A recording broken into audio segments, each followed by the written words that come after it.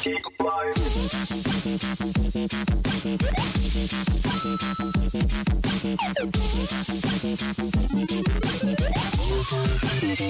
me your moves.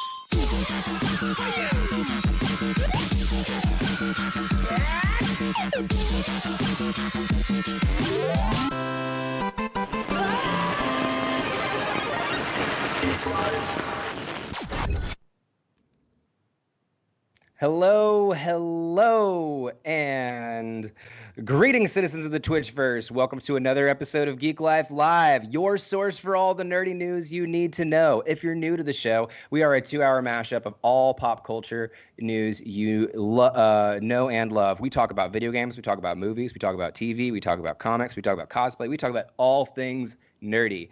Joining me today is a man whose beard says "You shall not pass," but his headband says "Supreme."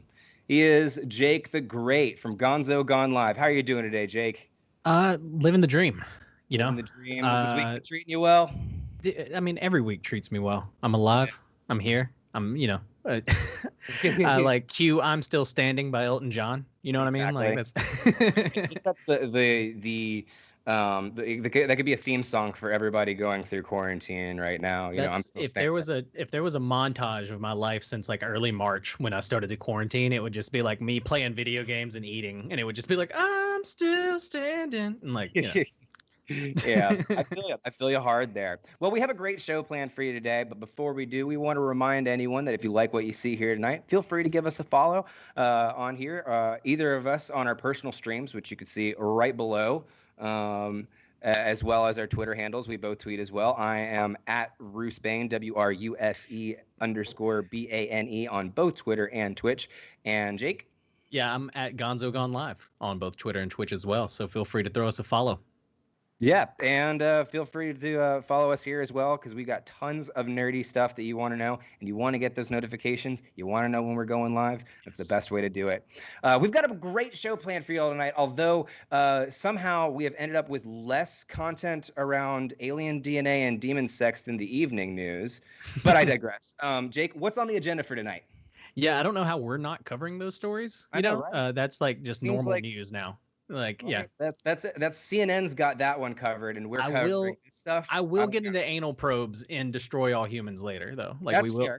Yeah, we're saying that, and we still have destroy all humans content, but we're still in comparison to the evening news lately. It's not even holding a candle. Yeah, but dude, we've got a packed show, and as always, we're gonna start with TV, where this week we're talking about Emmys, a potential Firefly return, The Witcher prequel, and our first thoughts on season 2 of Umbrella Academy. I'm super excited to get into that.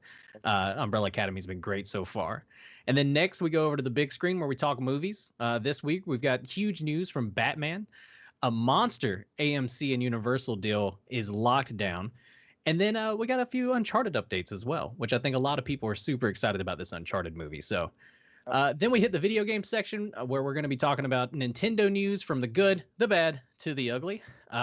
We'll talk some really nerdy news with some of the Injustice 3 teas. And then we're going to be wrapping it up with some Destroy All Human First Thoughts from yours truly. And then in other news, we have some interesting Twitch updates from DMCA music takedowns and what you can do about it.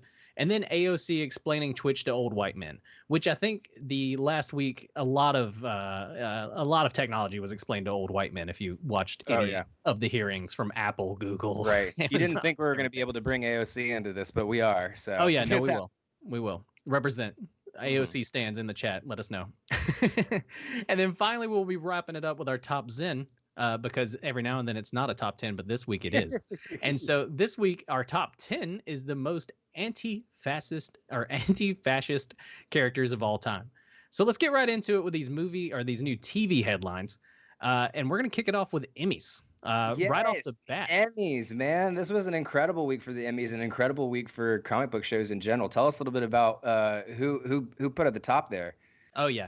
So one of the big ones that I think a lot of our fans, because if you like this kind of content, you probably like Rick and Morty. And Rick and Morty's up for Best Animated Series. The nominees for the 72nd Primetime Emmy Awards have been officially revealed, and Rick and Morty has nabbed a nomination for Outstanding Animated Program. Fans of the franchise know just how big the return of the most anticipated fourth season was, but it's been even branching out with some experimental anime shorts every now and then. Have you had a chance to see any of the new animated shorts?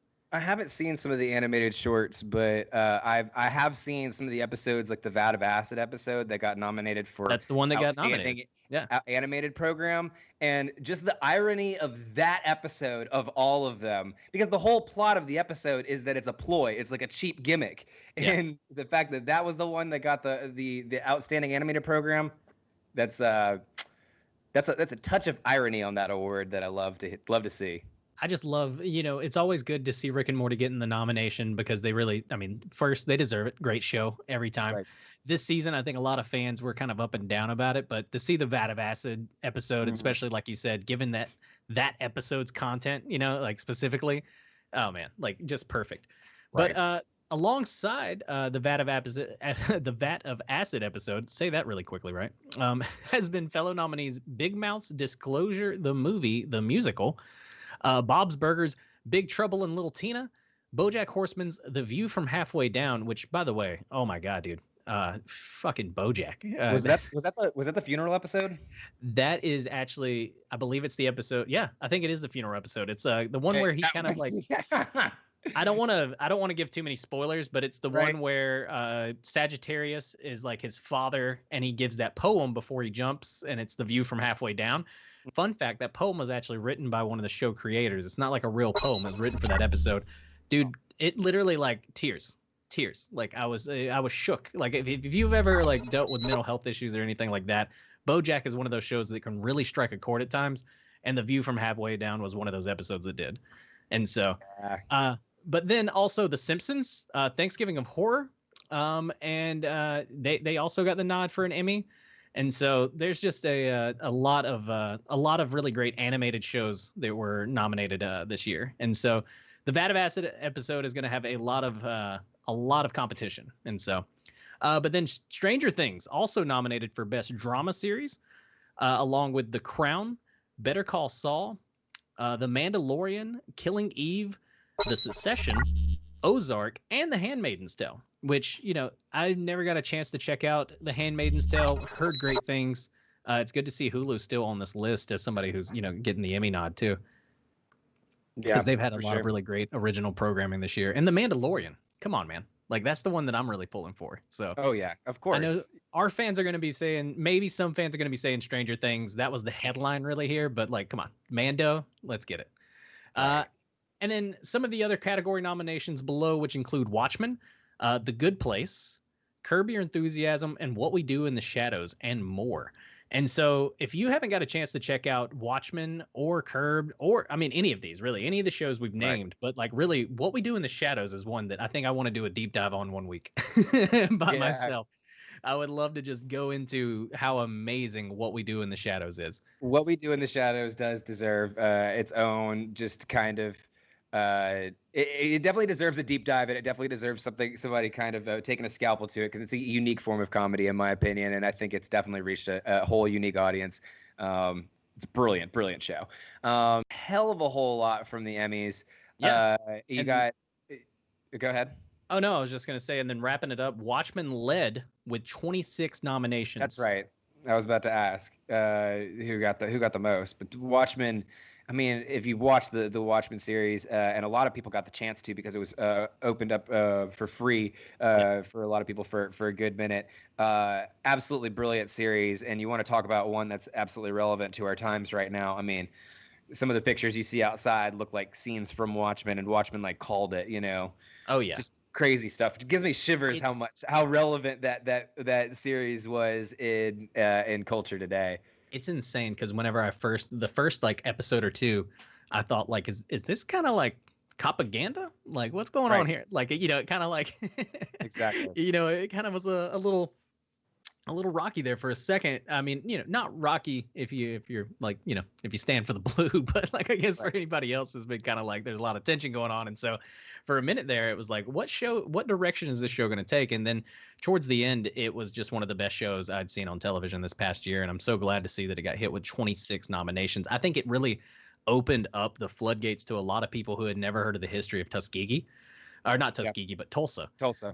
Yeah, my bad. And so I had never heard about the history of Tulsa and the whole like everything that went down there with Black Wall Street, and so which surprising, a lot of people hadn't. So like I thought that was really important that show really highlighted that. And then, but then last in Emmy news is Tiger King lands 6 Emmy nominations, and so the show that brought us all together during quarantine, Tiger King landed 6 of its own. And so, how do you feel about Tiger King landing 6 Emmy nominations? Did you get a chance to watch it? I'll tell you what, you know who got 0 nominations? Carol fucking Baskin. Well, it's hard to get those nominations when you killed your husband, Carol. Right, exactly. If she doesn't get some credit for it, she'll probably just end up killing Joe Exotic. But I don't know. It's one of those dumpster fire shows that you just can't look away from. And in that aspect, it is uniquely American. That's what I think about Tiger King landing 6 Emmy Award nominations. That is uniquely American. Oh, yeah. Well, we could both give that a straight up Roll Tide. Roll Tide. All right. Well, speaking of things that are not necessarily uniquely American at all, Nathan Fillion has continued to tease the idea of reviving Firefly. I know this is a dog whistle to every Firefly fan that is out there, so just bear with me. I'm going to report some of this stuff, and you can decide how you feel about the information on your own time, okay? I understand it may take a bit. You may need a big blanket and some hot cocoa. I would every time I'm countered with the idea that Firefly comes back, and I'm then left heartbroken to find out that it's not true. But and Nathan Fillion is inevitably crushed. Exactly right. Okay, Nathan Fillion is trying to get more of his Firefly flaming to show up on The Rookie, his new cop show that he's got going on. Alan Tudyk guest starred on The Rookie, as well as during his Spotlight panel at Comic-Con Home.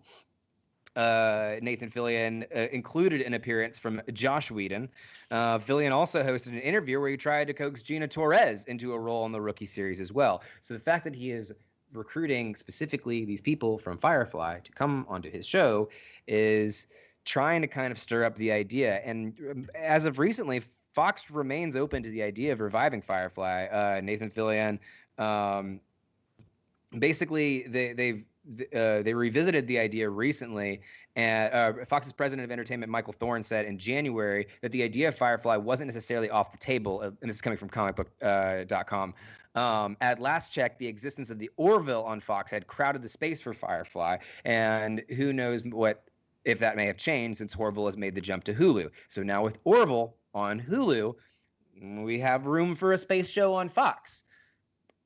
Possibly the chance of Firefly getting in there. Who knows? Nathan Fillion is definitely trying to get all of those cast members in front of whoever he can. So let's see. What do you think about this? Is it just a bunch of smoke and mirrors? Oh man, dude. I don't want to get everybody too pumped up. You know what I mean? Like Firefly, like this is one of the things. It's like it's kind of been like a just the tip, if you will, of shows for a lot of people for a long time. And so like I was a huge fan. I loved Serenity, and I think it's something that it's worthy of it. Yeah, it's something that I think the fans have always wanted, and I think Nathan Fillin's always wanted it too. And so, like, I think it's something that we should bring back.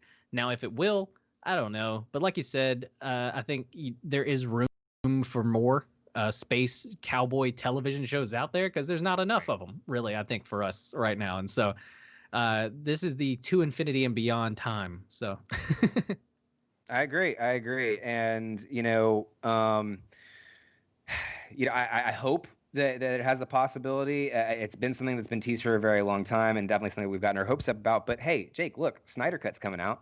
Like anything's possible, Dude, I think if we can get a Snyder Cut, we can get Firefly season 1. Like the everything is possible at this point, right? Exactly. No, Yeah. and I think that's it's the future that we want to see. Let's make it happen. And this is one that I want to see. So come on, if you're out there, you're listening, people in Hollywood, whatever you got to do, let's get Firefly back. Yeah, let's see what we can do. Speaking of things making a return, The Witcher Blood Origin prequel has been announced. You got a little Yeah. bit of info about that. Tell us about that, Jake.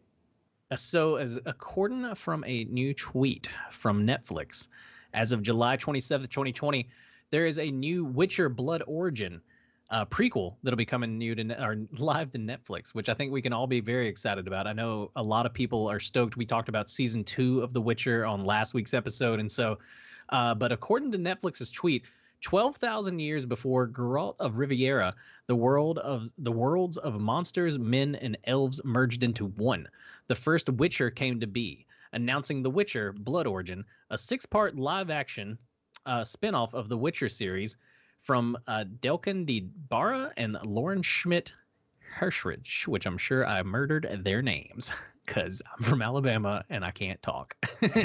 So, but yeah, no, this is awesome. This is great news for anybody who is a big fan of The Witcher. We're going to get a Witcher prequel. I think, like, in the Witcher series, I actually and this is going to set off a lot of alarms, never got to play The Witchers 1 or 2. I was the loser that dropped right into The Witcher 3 and loved it though. Played everything to completion. I literally have one more thing to finish up, and it's the Blood and Wine DLC. I'm about to dive into that whenever I get some more free time. But what were your thoughts on the Netflix series? I'm about midway through the season. It's one that I started to watch literally maybe a week ago. Just during quarantine, I've watched so many other things. I started to watch the show. I watched 2 episodes of the show. Then I started playing the game. And no lie, instead of watching the show, I just got back onto the game. And I could never really get myself to get back into the show. So I've got to get back into it, finish it up and everything. But I'm excited for just as much Witcher content as they can give me. I may not be up to date on it, but I'm definitely going to go back and watch it. I gotcha. Well, I mean, it looks like something that could be really entertaining. For me, The Witcher on Netflix was kind of hard to understand because I hadn't played the games as much. And I feel like playing the games give you a good, vital amount of context. Maybe this prequel series can kind of answer some of my questions, but I need to go back and finish The Witcher series, to be honest. I fell off the bandwagon when I just kind of was like, what's going on? Did you ever, The Witcher 3, I bought it, was overwhelmed by its HUD. Literally was this is too much. And then didn't play it for months. And then finally got back into it and was like, oh my God, this may be the best game I've ever played. As soon as I got around and got into it and could actually anyway, long story short, love The Witcher, ready to get some more from Netflix and The Witcher. But speaking of Netflix, we've got me and you both got a chance to watch the first 5 episodes of Umbrella Academy. What are you feeling so far, man? I'm feeling good. Look, Umbrella Academy season 1 was fantastic. The first episodes to me have set up a very kind of similar conflict as season 1. So it feels very much Umbrella Academy and their series where their biggest kind of adversary, the antagonist of the series is the end of the world and the situations that are around it. But it fits the mold of a Gerard Way comic really, really well, and I think it brings it to light. I think the thing I love about, and I've always loved about Umbrella Academy, we talked about this a little bit last week, are the fight scenes. I mean, they did a fight scene, Jake, to the Interrupters cover of Bad Guy by Billie Eilish. Oh my gosh! I mean, give me more ska fight scenes. That's what I want to see. That's what I want in my superhero content, ska fight scenes. So that aspect of it, I'm really, really happy with, and I hope to see more of. I'm only halfway through. You're only halfway through. Yeah. So we'll get a fuller extent on the rest of it next week. My question to you is, of the Gerard Way comic book series, Doom Patrol is another one. Doom Patrol is still ongoing series as well right now. Yeah. Both have significant contributions from Gerard Way, the lead singer of My Chemical Romance. Of those 2 series, which is your favorite, and which do you like more for which reasons? Oof, man, that's an impossible question. It's so hard because I love both of them so much right now. And Doom Patrol, by the way, final episode of the season airs next Thursday, so buckle up. We may not review it next week, but the next, just to give people some time. You know what I mean? Because some people like to wait until all the episodes are out and then binge it, and so we may give a week gap there. But I'm definitely going to review this next season of Doom Patrol, or this last season of Doom Patrol. So, I don't know, man. I'm leaning towards Doom Patrol. And I know that Umbrella Academy has the higher, I want to say it has probably the higher budget, has like the better production, in my opinion. But Doom Patrol, I've fallen in love with just Cliff Steele. I've fallen in love with Crazy Jane, like these characters. And, it's just been like a Captain Trainer, like, especially where we're going in season 2, where we're getting so much amazing character development, where you're starting to get more and more about these people and their backgrounds. Yeah, I've got to lean towards Doom Patrol right now. But I mean, definitely. Yeah. And then somebody pointed out Ellen Page. Like, yes. Most definitely Ellen Page helps for Umbrella Academy. Well. Yeah. And so like Umbrella Academy. Yeah. But what about you? So are you leaning towards Umbrella Academy? Okay. So here's the thing. I think personally, here's how I look at Doom Patrol and Umbrella Academy. I look at it as Doom Patrol was the series that Gerard Way kind of came into and was already established by some other people. And then he did Umbrella Academy as like, if I could go back and redo this however I wanted to, I would do it this way. And so that's where I feel like Umbrella Academy got its the differences there. And within that, I think Umbrella Academy does fight scenes a lot better, does action a lot better, does the superhero aspect of it a lot better, and Doom Patrol does the weird, quirky storylines. Like, I don't think very strange. Yeah, like a genderqueer sentient street is so far out there as an idea that I don't think that even that's something that Doom Patrol could cover in the same light and have that same kind of seriousness that Umbrella Academy could cover in the same light and have that same kind of seriousness. So in that regard, I honestly like Doom Patrol more because I feel like they're breaking more barriers as far as the storytelling goes. When it comes to the cinematography, though, and the core, like the actual like core things that make the go-to, like the meat of superhero shows, the fight scenes, those kind of thing. Umbrella Academy does that a lot better, in my opinion. Yeah. So that's how I look at the two, personally. Like I said, Umbrella Academy crushes it with the choreography, the fight scenes, too. Just the overall look of Umbrella Academy is much smoother. And I agree. I think like part of the story is because they're both, rich old white guy takes in some, misfits. Like the stories are very similar, right? Yeah. But at the end of the day, both weird, so well done. Weird twist on the X-Men story is what it is, for both situations. But I love, like you said, the gender queer, like sentient city. I don't think anyone else would try to work. I think other people would write Danny the Street out. You know what I mean? Like, I think they would just be like, how do you do Danny the Street? And so like, but they just went for it, and I love it. And so I think it's amazing. And I think that because they're cracking down more of those barriers, that they're kind of expanding the territory of what superhero films are in that way. And so that way I lean more Doom Patrol.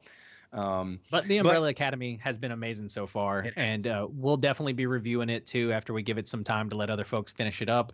But I mean, I've loved the season 2 so far. So. Speaking of DC Comics, though, we're moving right along into the movie section. There was a big announcement. Movies. A big announcement from DC this week is that DC is taking a page from Netflix's Black Mirror by offering fans an interactive movie experience off of the Batman Death in the Family comic book series that's being adapted into a new animated movie. Which, for those of you who don't know, the original Death in the Family comic, originally the comic was written in 1988. The story was written by George Starlin, and it was Batman issues 426 through 429, I believe, something in that range. But anyways, the whole storyline, spoiler alert. Hopefully they've heard this one at least. Hopefully you've heard this, but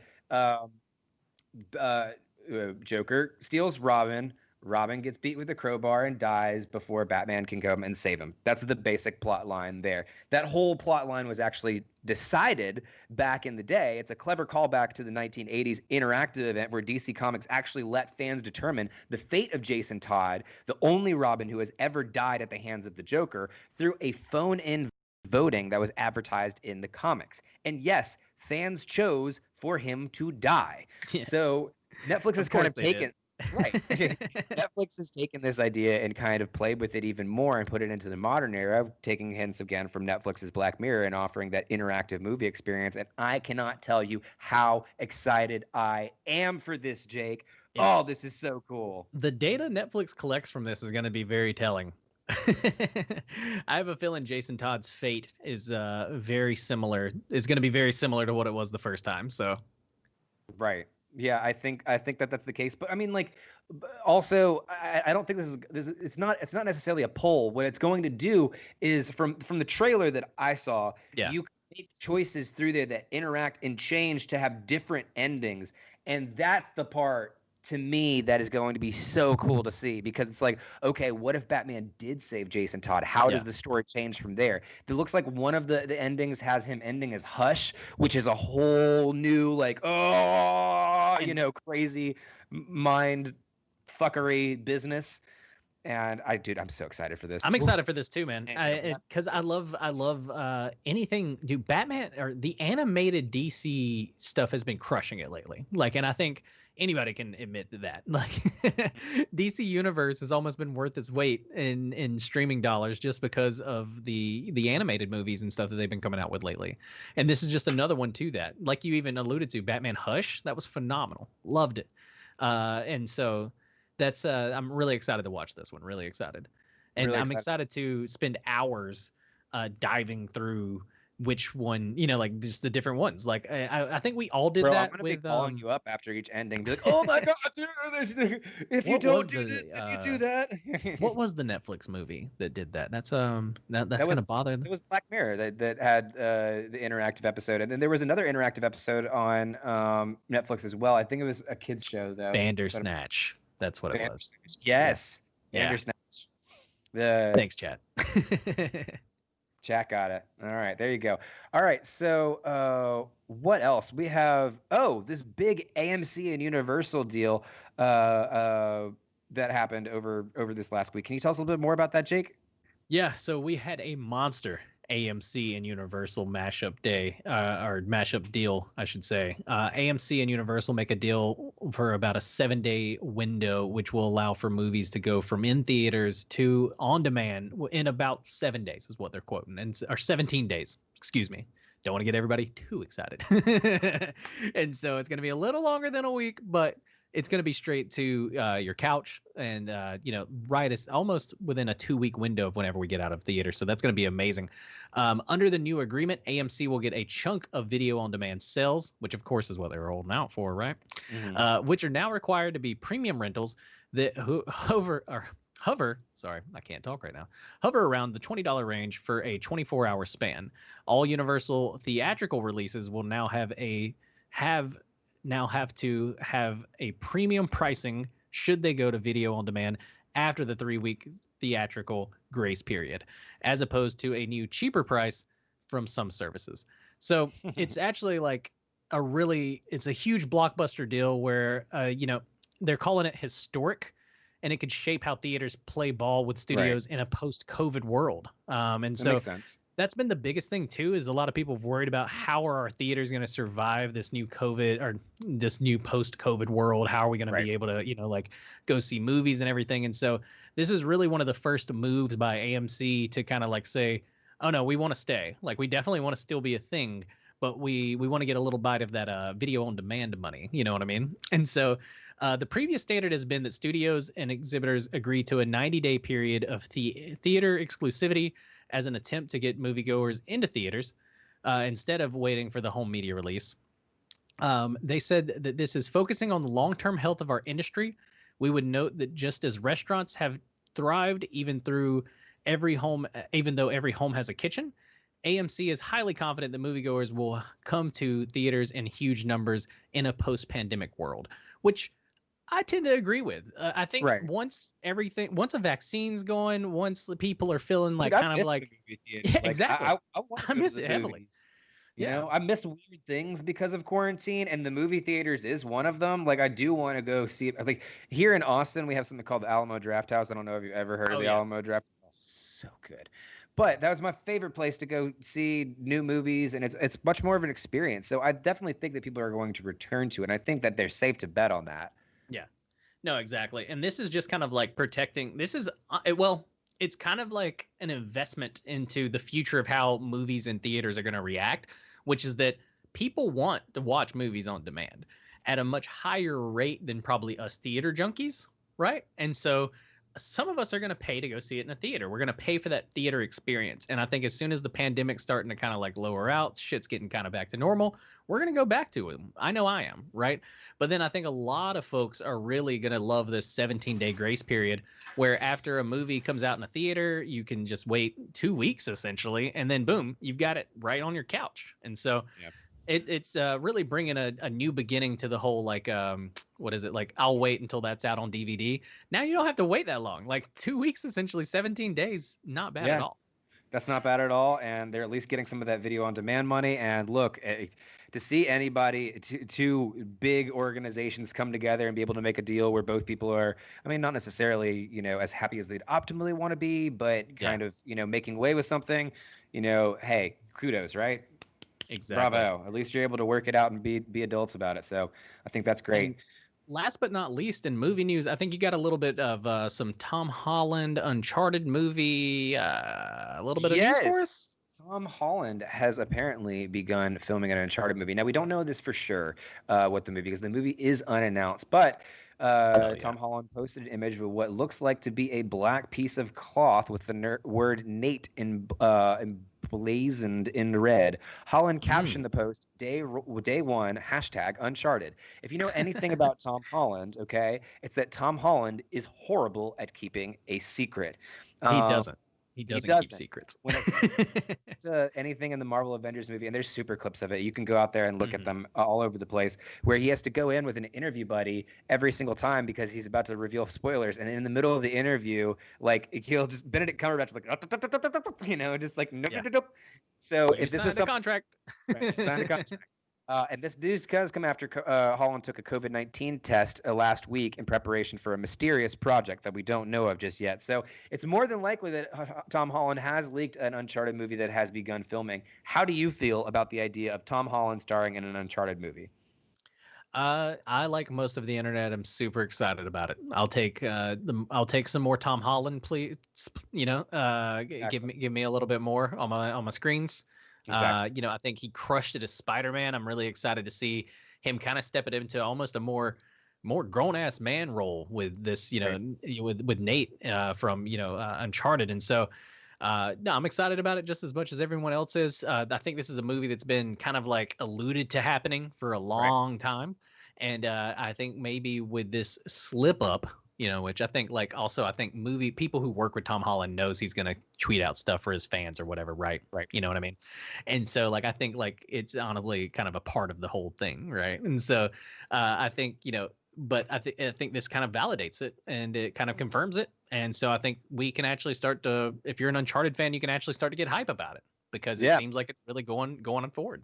I think you can bet on this one actually with Tom Holland. I think you can kind of bet on him squeaking the wheel, but we don't know for sure, and we won't know for a little while. So we will let you guys know when we find out for sure what the mysterious project was that he did take a COVID-19 test for. But with that, we're gonna take a short 5-minute break.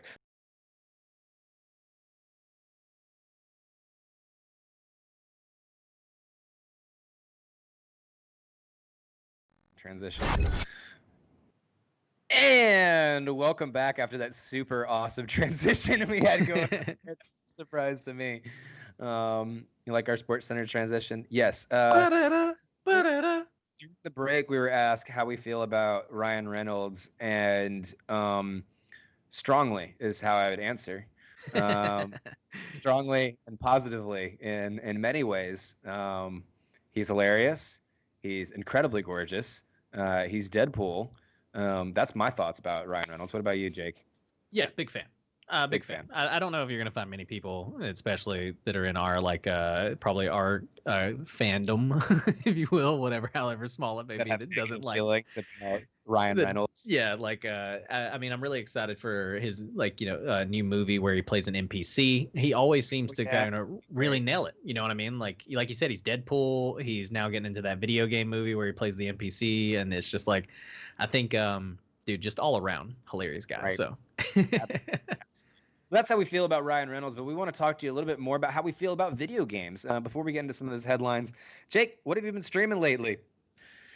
Oh man, I have been poning some noobs in Halo 3 on it's been amazing having the Master Chief Edition newly to the PC, and so I've been able to just destroy kids in it, and I mean that as a joke because I have been getting just freaking waxed in Halo 3. It's a game that I used to play at a competitive level, and I am not competitive anymore. So I've been trying to play Halo 3 competitively, like. What Yeah. do you mean? What do you mean in a competitive level? Like, Well, Halo competitive 2 level, as in like you guys slapped $10 on a table in your mom's garage, and No. Halo 2 and Halo 3, I was actually a part of a sponsored clan called XGC, where we were exiled gamers, and I played in tournaments all across the Southeast. I played in a few different ones where we destroyed other noobs at Best Buy and GameStops and all the different game stores that popped up. So I had my Xbox broke one time, and I got the 3 Rings of Death on my 360, and my clan paid to overnight me a new Xbox because I had to play in a tournament that Saturday. So, yeah, that's a clan right there. We were bowling, bro. Or I was bowling, like we were doing it. But then I've also just kicked off part 2 of Destroy All Humans yesterday as well. So I've been playing through some Destroy All Humans. It's been a lot of fun. And it's got to be pretty satisfying to be an alien destroying stupid humans and sticking animal probes at people's right now. Yeah, I can see that. 2020, getting to just destroy all humans is kind of it's very cathartic, if you will. Yeah, I can see that. But I've seen you slicing and dicing. How's Ninja Warrior been going? Oh, speaking of cathartic, right? It's been really good. Ghost of Tsushima is what I've been playing. I'm about probably a solid 20 hours in, and there's a whole. I thought I was about to finish the story today, and I think there's actually a whole other part of the map that I've unlocked. So I think I'm probably gonna go back to some Pokemon Sword and Shield next week. But so far, it's been a super beautiful game. Once you get the hang of it, it's a lot of fun to play, but it definitely has a strong learning curve. So that's my general thoughts on what I've been streaming this week. But hopefully this next week we got a new season of Pokemon, so a whole new Climb to Master Ball tier. I've got my friend Echo Rose, who's a great team builder, and he's going to be helping me build some new teams to challenge the new meta, and I'm super excited for that and getting back more into my niche. Hell yeah! But yeah, that's what I'm gonna be hitting up this week on stream. Well, I'm excited to see you get some more competitive. Like you said, it's a new tower, so we're ready to see you take it, man. Ready to do it. Let's see it. All right, so getting into the heart of the video game section, guys, have you heard about the Giagaleak? Have you heard about the Giagaleak, Jake? I actually, until we got ready to do this show, had not heard about the Giagaleak. Well, I had heard about. Oh wait, sorry. We got before we get to the Giagaleak, we got other things to talk about with Nintendo first. I forgot. Okay, because remember Nintendo... it's the good, the bad, and the ugly. We got to talk about the ugly, bad first. We got to talk about the ugly and the bad first. You're right. Hold on. Pump the brakes before we get into the interesting stuff. We got to talk about some things that have come out lately. So Nintendo's been reacting strongly to some allegations that have come out of in the Smash Brothers community. The Smash Brothers community has had a really, really checkered past as far as sexual misconduct has come along. I don't know how much you've heard about it, Jake, but basically, the Smash community has a lot of fun, but there's a lot of grassroots efforts there. Nintendo has historically distanced itself from the Smash Brothers fighting game scene, and so a lot of the efforts to compete have been kind of outside of Nintendo and kind of local grown tournaments. And because of that, there's not really many people that are overlooking it. And of course, when situations like that happen, you get creeps, you get people that go in there that don't treat people the way that they should be treated. Nintendo issued a statement addressing the recent sexual misconducts, saying saying at Nintendo, we are deeply disturbed by the allegations raised against certain members in the competitive gaming community. They are absolutely impermissible. We want to make it clear that we condemn all acts of violence, harassments, and exploitations against anyone and that we stand with the victims. Which good for Nintendo, right? I mean, like that's a good thing to sit there and say. The problem that I have with it is the fact that there's a degree of Nintendo creating a perfect storm for this, and it's kind of a lot of the Smash community actually felt kind of backslap that Nintendo kind of gave the wag at the finger to the Smash Brothers community when they've had little to no help in developing that community or regulating that community. There's been I mean, but like no community oversight, so right. Which brings into question, like, what is the role of a company like Nintendo in their competitive gaming scene, and what kind of authority should they have? Is this something that's outside of Nintendo's purview? Is it just Nintendo's best interest just to condemn the bad stuff and then walk away and keep going on, or? Yeah, no, I think especially with these, the harassment claims, and I think most of it was sexual harassment. Someone asked, like, what type of harassment have they had kind of like come up around these competitive Smash Bros competitions and everything. I think Nintendo needs to take the bull by the horns and start to run these competitions. That's my personal thoughts. Just because like it's really until the company actually starts to put some weight behind it and actually, make sure that these things are being policed, watched over, all that kind of stuff, they can never really thrive in the competitive market anyway. I think competitive Smash has, right? Like there's obviously like a big audience for it. And I think there's a lot of people who play Smash at a competitive level. But I think until Nintendo comes in and really helps to kind of like set some better standards, this community is not it's gonna continue to stay where it's at, which seems to be not in a good place, really. I mean, I've seen stuff in the Pokemon community, and luckily the Pokemon community has done a really good, at least from my standards of seeing it outside. And granted, I only have the perspective of a white male outside of everything else, and I don't get a lot of this kind of sexual harassment. But there were kind of allegations within the Pokemon community as well of the similar kind of behaviors, and those were addressed very, very staunchly and strongly and immediately. And I hope that the Smash community does the same. And honestly, if there's anything out there I can say to the viewers, like if you're part of an online gaming community, it's your responsibility to help make it a better place. Hopefully, Nintendo takes their part in doing that, but you should also step up and do the same. And I think if you like you said, I mean it's almost like a see something say something, like there's good gamers, so like definitely if you see other people being huge bullies or anything to anybody online, like, or some type of harassment, like try to do your part. We got to like 86 that shit from the gaming community in general. I hate to be, I don't mean to push the envelope with that, with that whole stance, but like, we just kind of like, we got to get this stuff out of gaming, especially if we're going to ever compete. And we got to be better than like most professional sports. Absolutely, man. Absolutely. I'm right there with you. Well, next is going to be the much more interesting stuff. The Giagaleak, Nintendo's big data leak that happened this past week. Why don't you tell us a little bit more about that?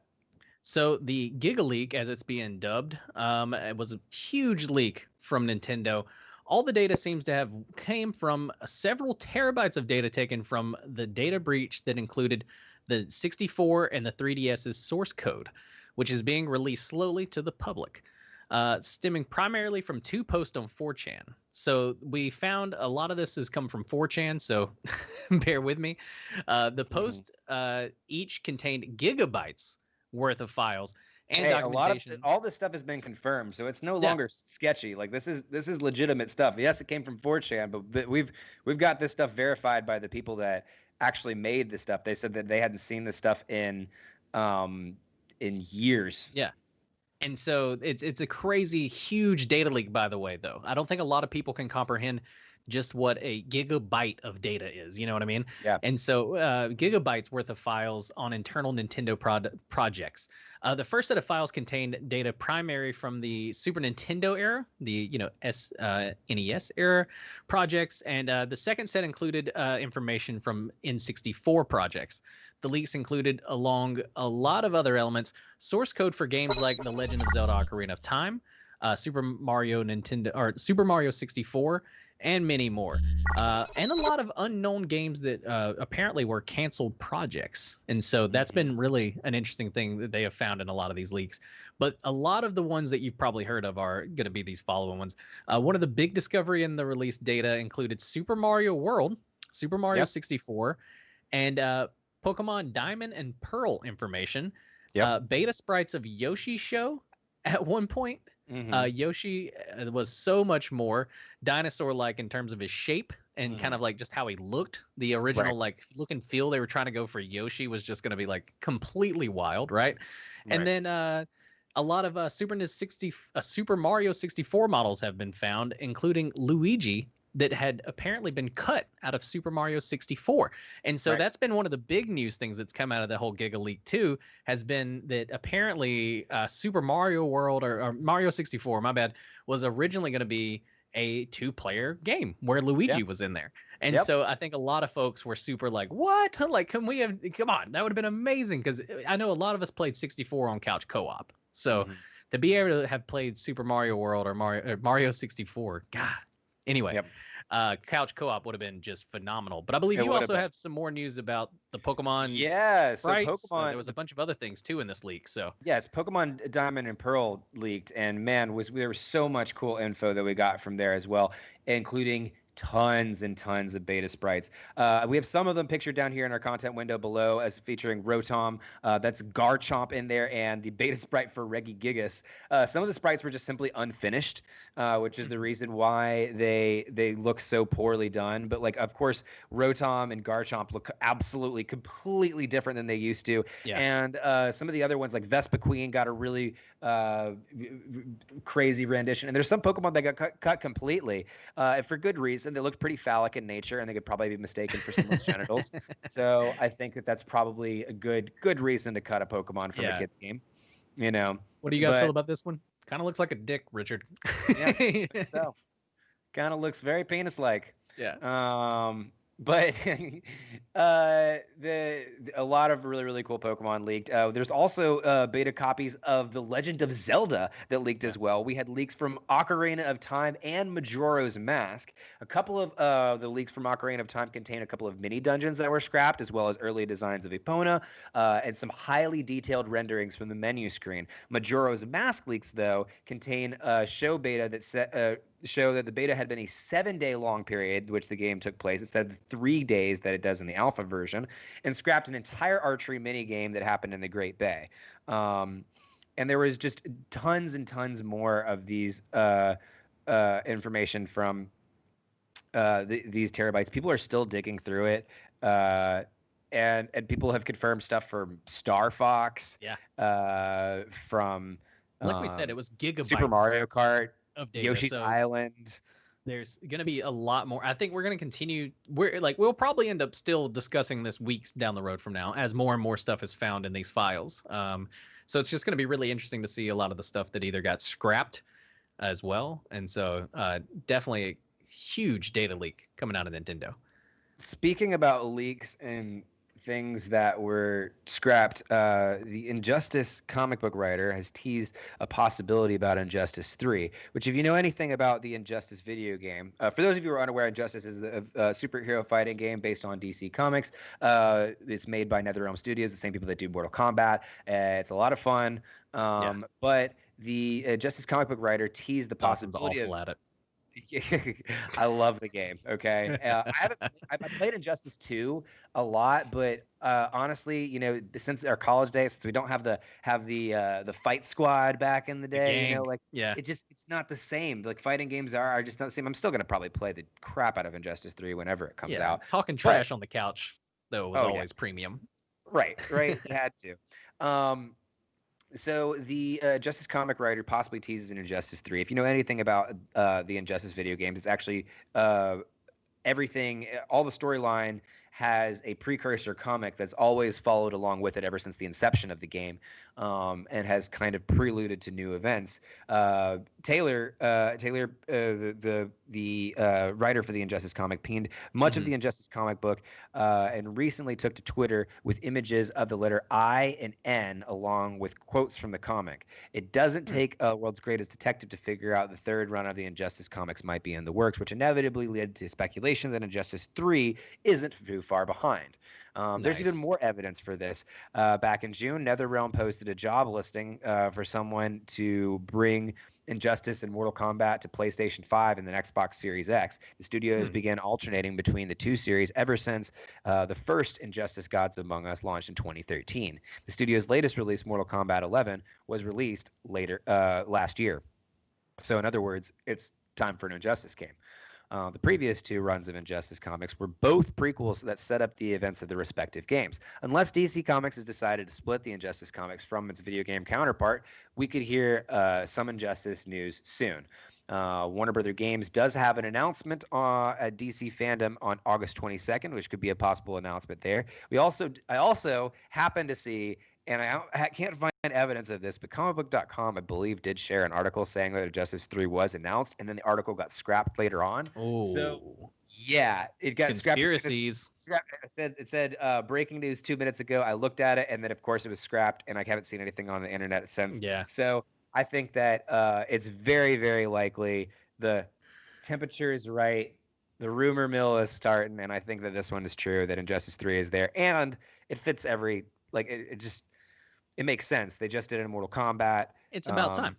Yeah, there was a new Mortal Kombat just dropped, like you said. Obviously, they just did the DLC. They just finished that with the Mortal Kombat 2.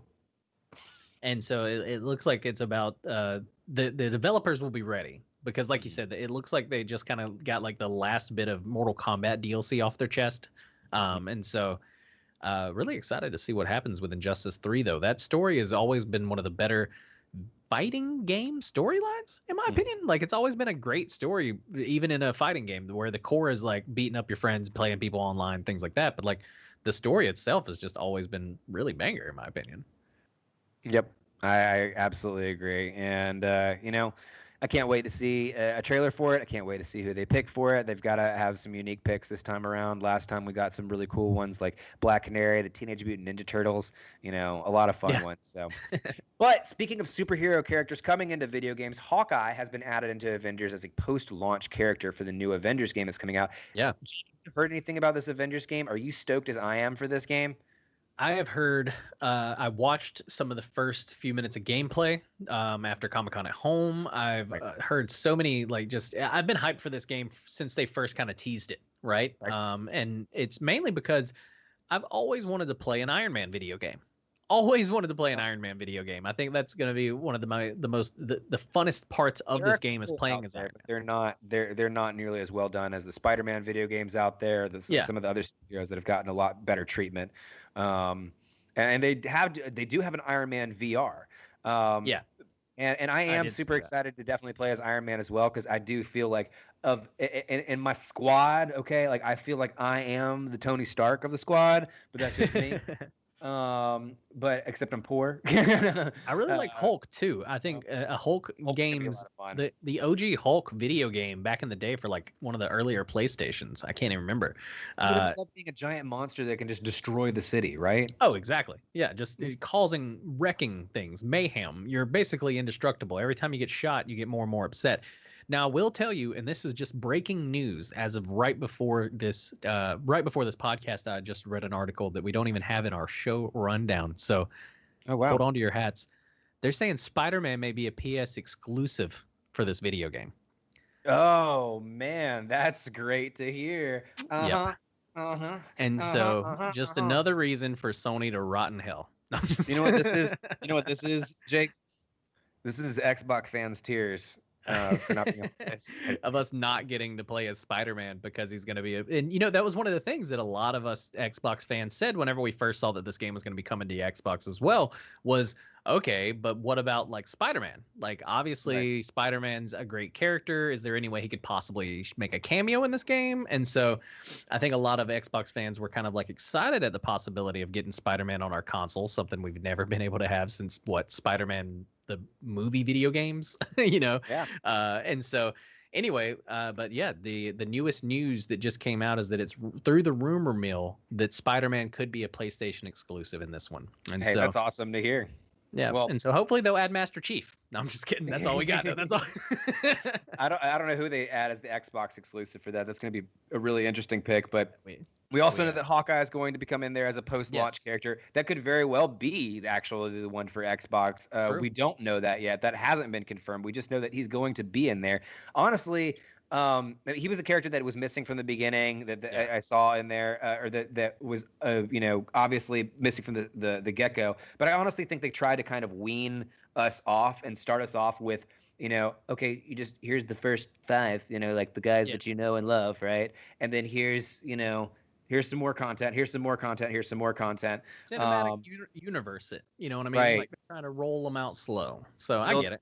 Building it up. So I think that's pretty cool, pretty fun. I think he's going to be an interesting character to play as. Honestly, the one character that I'm most stoked to play as is actually Captain America, because Captain America, the Super Soldier game that came out for PS3 was a highly underrated game in my opinion. I loved playing as Cap. It's a lot of fun throwing a shield around and being able to knock out multiple enemies and not just like use it as a tool in a fighting game kind of thing where he's usually a playable character. So I'm super stoked to do that. But I'm honestly just super stoked to be able to team up with my buddies like you and my other friends and take on, giant swarms of enemies as the Avengers together. That's going to be a lot of fun to check out. No, exactly. Like I think definitely gonna be streaming that. I've seen some of the footage from the waves or whatever it's called. That's where just the waves of enemies keep coming and you just keep playing as you Hulk smashes, Thor's over here hammering people, all that jazz. And so like it looks like a lot of fun. And like you said, it's definitely something I think we'll probably stream it together. Like if we can play it together, we'll stream it together because I think that'll be phenomenal. And so, really looking forward to it. Me too. I also heard, before we get to the next one, just real quick, I know we're running on this one, but like I also heard they're going to try to make Hawkeye deaf, which is like true to his original comic. So that'll be interesting as well. Cool. Yeah, that is cool. You've also gotten a chance to play Destroy All Humans, which came out last week, I believe, or early this week, sometime July around 27th. then. Yeah. It's a remastered version of an old classic. Tell us some of your first thoughts on this newly released game. Yeah, so if you've been following me on Gonzo Gone Live on my Twitch channel, you've probably seen parts 1 and 2 of Destroy All Humans so far. Part 1, we definitely started off a little slow, trying to get our feet wet and get back at it as Krypton, where we're essentially trying to figure out if this puny Earth planet is worth destroying. And one of my favorite things about this video game has been, one of the voice actors that really was huge in our childhood. He voiced, I'm blanking on his name, maybe Chad can help me out, but he voiced Daggett from Angry Beavers, Invader Zim, Billy from Billy and Mandy. Anyway, just one of the great voice actors of our time, and he's in this game as Krypton's leader, if you will. Right. And so it's great to hear it's basically Invader Zim yelling at me. I was watching some of your stream and I was like, that's just Invader Zim. Yeah, it's that's just why Invader it felt Zim so yelling familiar back in the day, I feel like. Yeah. Yeah. And so they definitely, but they remastered this game completely. And this is the same studio who remastered the Crash Bandicoot games most recently, the Insane trilogy. And so I think while they were working on that and then, building Crash Bandicoot 4, they decided, you know what, screw it. Let's just go for making another let's remaster Destroy All Humans too. People want it, right? And so no, it's been a great playthrough so far. I haven't gotten too many hours in, probably about like 2 to 4 right now, and so definitely still pretty early into the game. Right. But man, is it true to the original? But better. The UX is way better. The controls feel way smoother. It's honestly it's been a great playthrough so far, and I hope folks can continue to tune in. And I'm gonna give it a review after I kind of finish it up. And so, but so far, early thoughts are, if you played the original, definitely check out the remake. If you've never played the original and you just kind of want a fun sandbox game where you can destroy all humans, then check it out. There you go. So there you have those are some of my first thoughts. Now, before we get to our other segment of news, we want to thank War Siren for the follow. We appreciate that. In other news, Twitch's DMCA music takedown. There's a lot of stuff that goes on here. Jake, I understand that you know a little bit more about this than I do, but can you basically last month Twitch streamers found out themselves hit with a wave of DMCA takedown requests for clips that feature licensed music. For creators with hundreds of clips saved featuring various music in the background, this became a huge headache as they were asked to manually remove violating clips, some of which for some could be as many as hundreds of videos saved. The DMCA, for those of you who don't know, is the Digital Millennium Copyright Act, is a 1998 United States copyright law that implements two 1996 treaties of the World Intellectual Property Organization. It criminalizes the production and dissemination of technology devices or services intended to circumvent the measures that control access to copyrighted works, which is a lot of complicated jargon for don't steal people's music. Basically. Yes. The DMCA is infamous, but it's also misunderstood. The act primarily protects the interests of the copyright holder while also giving protections to the digital platforms that would previously be liable for hosting copyrighted content that was uploaded without their knowledge. TLDR, streamers hoping to avoid DMCA takedowns may have better luck using royalty-free licensing through Creative Commons or a variety of services that offer royalty-free music for generic uses. Some streamers may look into commissioning custom tracks for musicians for exclusive use on their channel. This is a really, really big deal for the Twitch community. What were your thoughts on this, bud? No, it's like you said, it's a huge deal, and it's just another thing where there's an old copyright law just kind of like poking its head around, and people who, it's on. And T-Pain, which I think is somebody that I talked to you a little bit about, before the stream. T-Pain actually recently came out and said that streamers could use his music, that he would do everything he could to make sure that they couldn't, and that he also didn't understand why. He said he said, as a music insider, I know that a lot of whenever music industry folks need promotion, they will pay streamers. They'll pay some of the big name streamers and stuff to play their music. And so it's like, why are we like counting out these small streamers? It's just free. It's free, kind of like free promotion in a way, right? And so, I get where he's coming from, but I also get copyright holders definitely like you said, pay for your music. There's one of those things where if you're getting paid for the stream, and then you're playing someone else's music, but they're not getting paid for the music, then you got to respect the artist. But then there are some artists out there who support streamers like T-Pain that is saying like, you know what, screw it. I make enough off my music. You can use it. And so I think we really need to rally around the artists to do that. I've been trying to use a little more T-Pain on my stream here and there, just because he allows it and it's not going to get called off. But then as you said as well, it, right? Yeah, exactly. He streams as well. And he helped in the game development of Trover Saves the Universe, Justin Roland's game. And so, there are options for folks out there. So if you got hit with one of these, definitely don't freak out. Maybe take down some of your older streams that had some of the music in it, and just look for some royalty-free stuff. It's out there. And there's also a lot of artists who have came out publicly and said that, us streamers can use their music as well. And so look for those. To me, it's weird because I've always said that Twitch lies in a weird area where it comes to copyright because, for example, I don't own the rights to Pokemon or any of the images that I'm showing on my stream. No. But I'm streaming Pokemon content and I'm talking about Pokemon. And, where does that whole thing lie? I'm obviously not trying to sell, I don't know. The lines of what is and isn't violating copyright to me seem always a little bit ambiguous on Twitch because it's a place where people go to stream different medias that they're showcasing. And so, this kind of being an all at once thing, is troublesome. But also at the same time, how else do you expect companies of this size to do that? What else would you expect them to do? Exactly. Yeah, it's going to be hard. And so the biggest thing is they're going to do kind of like YouTube did and just start hitting you with copyright strikes and start pulling stuff. And, they're just going to have to do what they can to try to protect themselves as a platform. That's going to be the biggest thing. And then we're just as streamers going to have to find other avenues of music to play.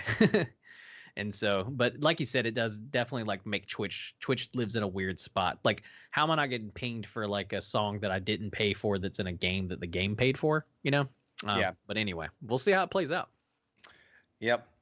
We also have more news about Twitch, when it comes to recruiting from the military and the recent Twitch ban, or the recent Twitch ban proposed by Congresswoman Alexandria Ocasio-Cortez, or AOC. You have a little bit more information on that for us. Why don't you tell us a little bit about that? Yeah, according to GameSpot, AOC's military Twitch ban has been voted down in the U.S. House. The U.S. House of Representatives voted down a measure that would have prevented the military from recruiting on platforms like Twitch. And so this isn't like a Twitch ban. Military users can still use it. It's just essentially they voted against promoting the military on Twitch in a way. Or not promoting the military, but recruiting through Twitch.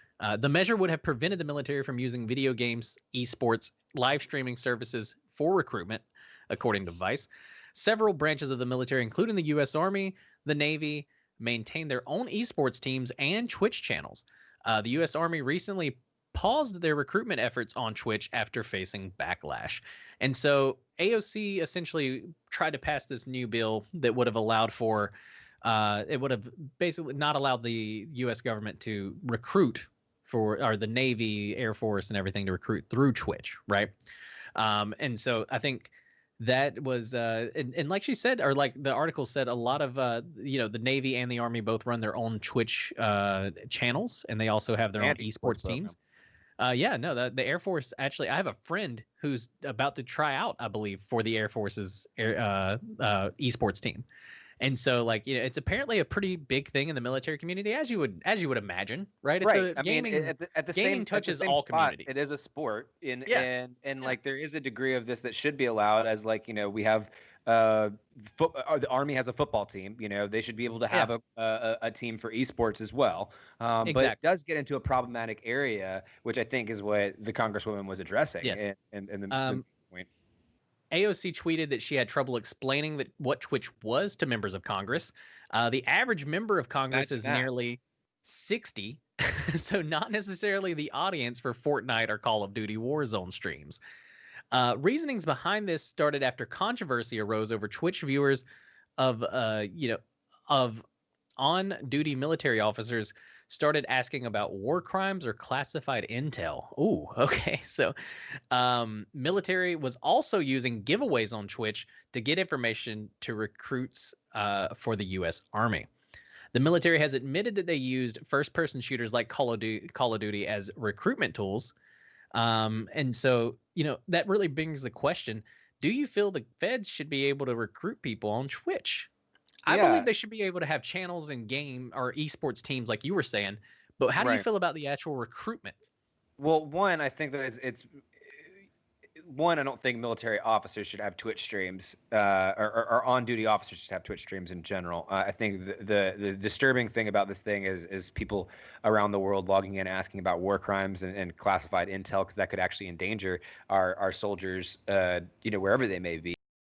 And so I think that's definitely a high concern, and that should be unequivocally just cut that, period.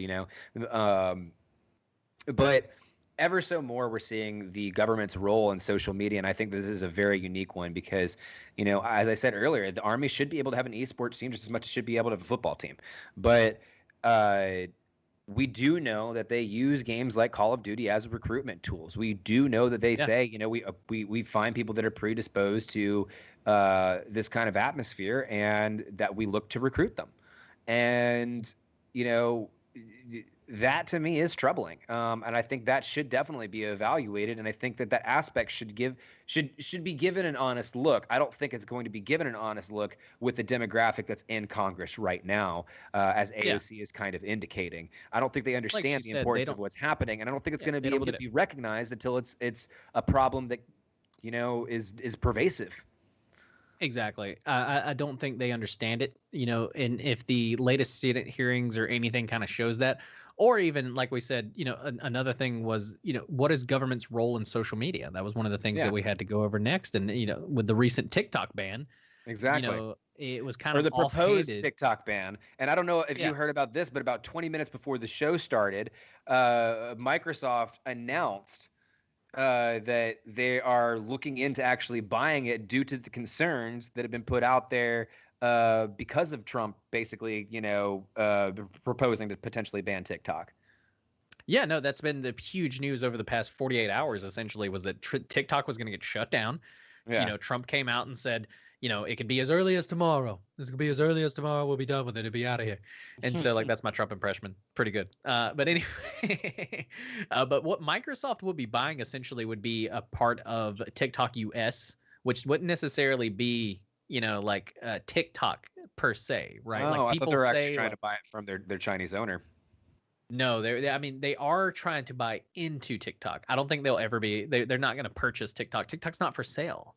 TikTok US may be, which is going to have its own like whatever kind of like whatever they have as far as like they're going to say like this is how much equity TikTok US is worth compared to TikTok as a whole, right?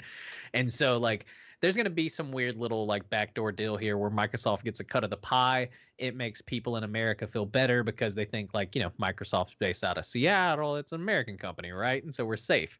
And so, it's just, but it's honestly, it's kind of smoke and mirrors in my opinion. As somebody who works at a data company, like all of these companies are collecting your data and using it in different types of ways.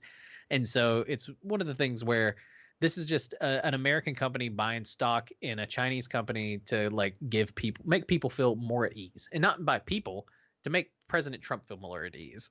Because Exactly. I think if normal Americans really haven't cared about shipping their data over to China because the data that China's getting is really not that invasive. It's the Right. same kind of data that you've been given to Facebook, Twitter, Twitch, even, like we've been giving Yeah, this I same mean, data. I don't even feel evaluating it based on the level of invasiveness is even relevant. I think it's the fact that we are already giving this data over to so many people, anyways. And I do think that we should be careful about where we are giving our data and social media companies that are collecting it. But if we do so, we've got to have an equal stroke around this. I mean, we had the same problems with what was it, the Face app, that face swapping app from Russia. Yeah. Yeah. No one batted Everybody an thought eye. Russia was still in our photos, our face.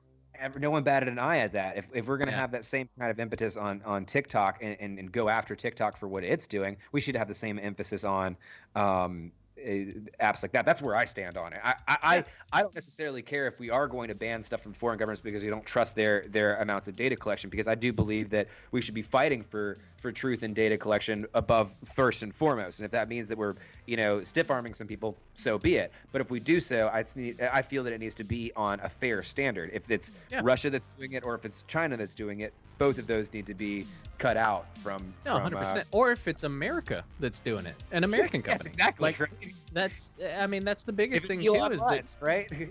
yeah, like that's the biggest thing is that everybody's all up in arms about China getting the data, and it's like yeah, okay, like but what is somebody all the way across the order or the world, going to do with my data right now? And so I would much rather. I would much rather have TikTok, and if Microsoft buys into it, I guess that'll help on some trust level. So we'll have to stick around and see what's happening. It's been 48 hours since Trump said it's going to be banned, and it's still live in the store. So we'll just see what happens. We'll see what happens. All right, we're going to take a short 5.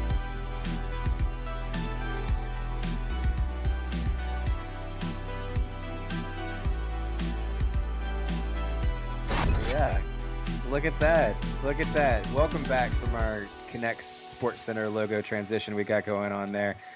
We are talking about our deep dive topic for the day, which I just want to kind of open up for what we're digesting here. Jake, a lot of things have changed over COVID. We talk about it almost every time we're on here in some way, shape, or form, because it would be impossible to ignore the reality that's going on around us. It's a worldwide pandemic. It's affected thousands of people, millions of people across the world. It's especially affected those here in the United States. And with it has created some of the worst changes for our economy, some of the worst changes for our social structure. Social distancing has become a term that we learned this year, but have become increasingly familiar with. I haven't been able to go out and have any social events, and being social is a huge part of my old life. Yeah. But because of COVID, we've had to come to other solutions to have that same social itch fed. I know me as an extrovert have been dying to see a bunch of my different friends, and because of that, now we meet on Zoom or we play video games together or something else like that. And Zoom because happy of it, hours have become a yeah. new norm. You It know, has become a new norm, and I have actually had Zoom happy hours for like 3 or 4 of the people that are leaving my office. Whenever they leave the office, I have to make sure that I'm there for the happy hour, and I have to make sure I have a real beer there with me so I can feel like we're actually at a bar, and I can like Battaglia and do all the whole full experience. Yeah. Um, and of course, the gaming industry is no stranger to digital socials, and because of COVID, has actually kind of stepped up its game in the digital social aspect, and that's what we kind of wanted to dive into today in our deep dive. The idea of like the digital festival and some of the other things that have happened because of COVID, and how the whole digital socializing has changed. Yeah. Yeah, it's completely revolutionized how I interact with my friends and family. How has it changed things for you, Jake? Well, I mean, it's been a huge change. I think like for everyone, right? Like just like anybody else, I didn't realize how much I went outside until I couldn't go outside anymore. Yeah. It's kind of like being on this really interesting version of like first world house arrest, if you will. Like it's very strange. Yeah, But it's first world house arrest. and so like it's like, oh no, I'm just having to hang out in my air conditioned house with my iPhone and all this food. Like but no, it's definitely been something that we've all had to transition to, and really it's like you said, Zoom calls are becoming the new norm where I'm hanging out with friends, and that I haven't even seen sometimes in a long time. I called my grandmother in Florida, who I actually hadn't talked to in a while, which I know that sounds terrible. It's just like I'm just like most millennials. I suck at calling my grandparents, right? And so I called her just to check in, because COVID-19 and how it's been affecting the elderly community. And I've actually talked to her a few times since then. And so it's one of those where I think I've even like re-engaged some relationships because of COVID and even digitally, right? And so I mean, like oh yeah, yeah, exactly. This show has started due to us having extra time from COVID. Yeah. That's the kind of a real thing. This And show so, right here. So this is a living example of something that yeah, has happened because of the displacement as that's a been there from result of COVID. COVID-19. Yeah, Mhm. exactly. And so I don't know if many people had a chance to check out things like, there's been many digital events like in the past, Marshmallow was on Fortnite. But over this COVID break, Travis Scott was on Fortnite. Yeah. And that brought in 12.3 million people who attended the Travis Scott For those Astro who World. don't play Fortnite, can you kind of give us an idea of what these shows are? Yeah, so and it's really been an interesting thing, especially with COVID going on. They've opened up a certain parts of the Fortnite map where you can't really kill each other, but you can watch an event kind of like unfold in real time. You can either watch Okay. a movie trailer on this drive-in theaters big screen while you're in this third person, Fortnite universe, right? And Okay. then in this one, it was a completely game-changing experience where Travis Scott's avatar was actually walking around. Yeah, we have a photo of it actually down there. So like that's it. Like Travis Scott's walking around and the world's changing behind him and everything. And so it was really a trippy experience overall. And it was a lot of fun. And it was one that, they did 3 sets of it, which essentially was 3 days. They had an hour long, like little time period where, they would play the songs. And it's actually Travis premiered a song, The Scots, in the online, concert. And so, or visual experience, I think is what they called it. And so, It's pretty cool. it's a really interesting time, and we've seen rappers like Travis really getting into gaming with Cactus Jack. I actually even have, I think, like a Travis Scott gaming T-shirt on right now. So that's just how big of a hype beast I am, But Yeah. hip hop has gotten into esports more and more so, and I think it's a match made in heaven. And these Right. digital concerts, I think, are going to become more of a norm as we start to see more hip hop legends and folks start to host their own online, kind of like concerts. Yeah. And it may not be in Fortnite. A lot of musicians have found new homes on Twitch, right? Right. And It seems to be a really good format for it. yeah, I think they kind of go hand in hand. Mm-hmm. And so we're starting to see like a lot of things move to this new digital world. I mean, even in the realm of hip hop and Twitch, Logic retired from rapping to become a Twitch streamer. Yeah. And inked a multi-year deal apparently with Twitch. And so we're about to see, I think this world of music and Twitch is really going to start to mold more and more. I think so it's too. going to be really interesting to see what happens there. And just in this post-COVID world, how it kind of like keeps up as well. I mean, the fact that we felt that this was a place that we could bring Geek Life even shows how Twitch is opening up its content from much more than just people playing video games. It's always been about that, but it's really starting to actually get that ball rolling, and I love to see that happen. But Twitch and kind of social media aspects like this, socializing aspects aren't the only things that have grown underneath this. Participation in video games in general on a higher scale has elevated because of COVID. And one of the biggest examples of this that I can point to is the Champions Cup and Pokemon. I know we talked about this a little bit last week, but the Champions Cup was supposed to be a tournament that was set up, of course, another grassroots tournament set up by A-Drive and Geagaleak, two very prominent people in the Pokemon VGC community. They started, and it was supposed to be only 200 to 300 people, like a normal-sized VGC tournament at the time. But because so many people were able to attend it, because there was so much interest because of COVID, people were, and because now you've added you've made this competitive tournament much more accessible, right? You don't have to fly there, you don't have to drive there, you don't have to pay for a ticket, you don't have to pay for a hotel room. You can just participate in this tournament from your house. Now that you made this much more accessible, well, now you've just tripled the amount of people that want to join that tournament. And that's why it crashed Battlefly. That's why they had to break it up into 4 different tournaments. And that's why it grew into such a big thing that it was. And one of the biggest things that it's shown, one of the biggest flaws with Pokemon Sword and Shield in general is the fact that it has a lack of a online spectator mode. And boy, has COVID highlighted that. Like, that has been something that has been brought up by the Twitch community and the VGC community over and over and over again. And COVID has just made it worse because they do have a spectator mode. And they do have a spectator mode that they use to stream for competitive tournaments. But it only works on LAN, which is idiotic. It doesn't work in a COVID situation.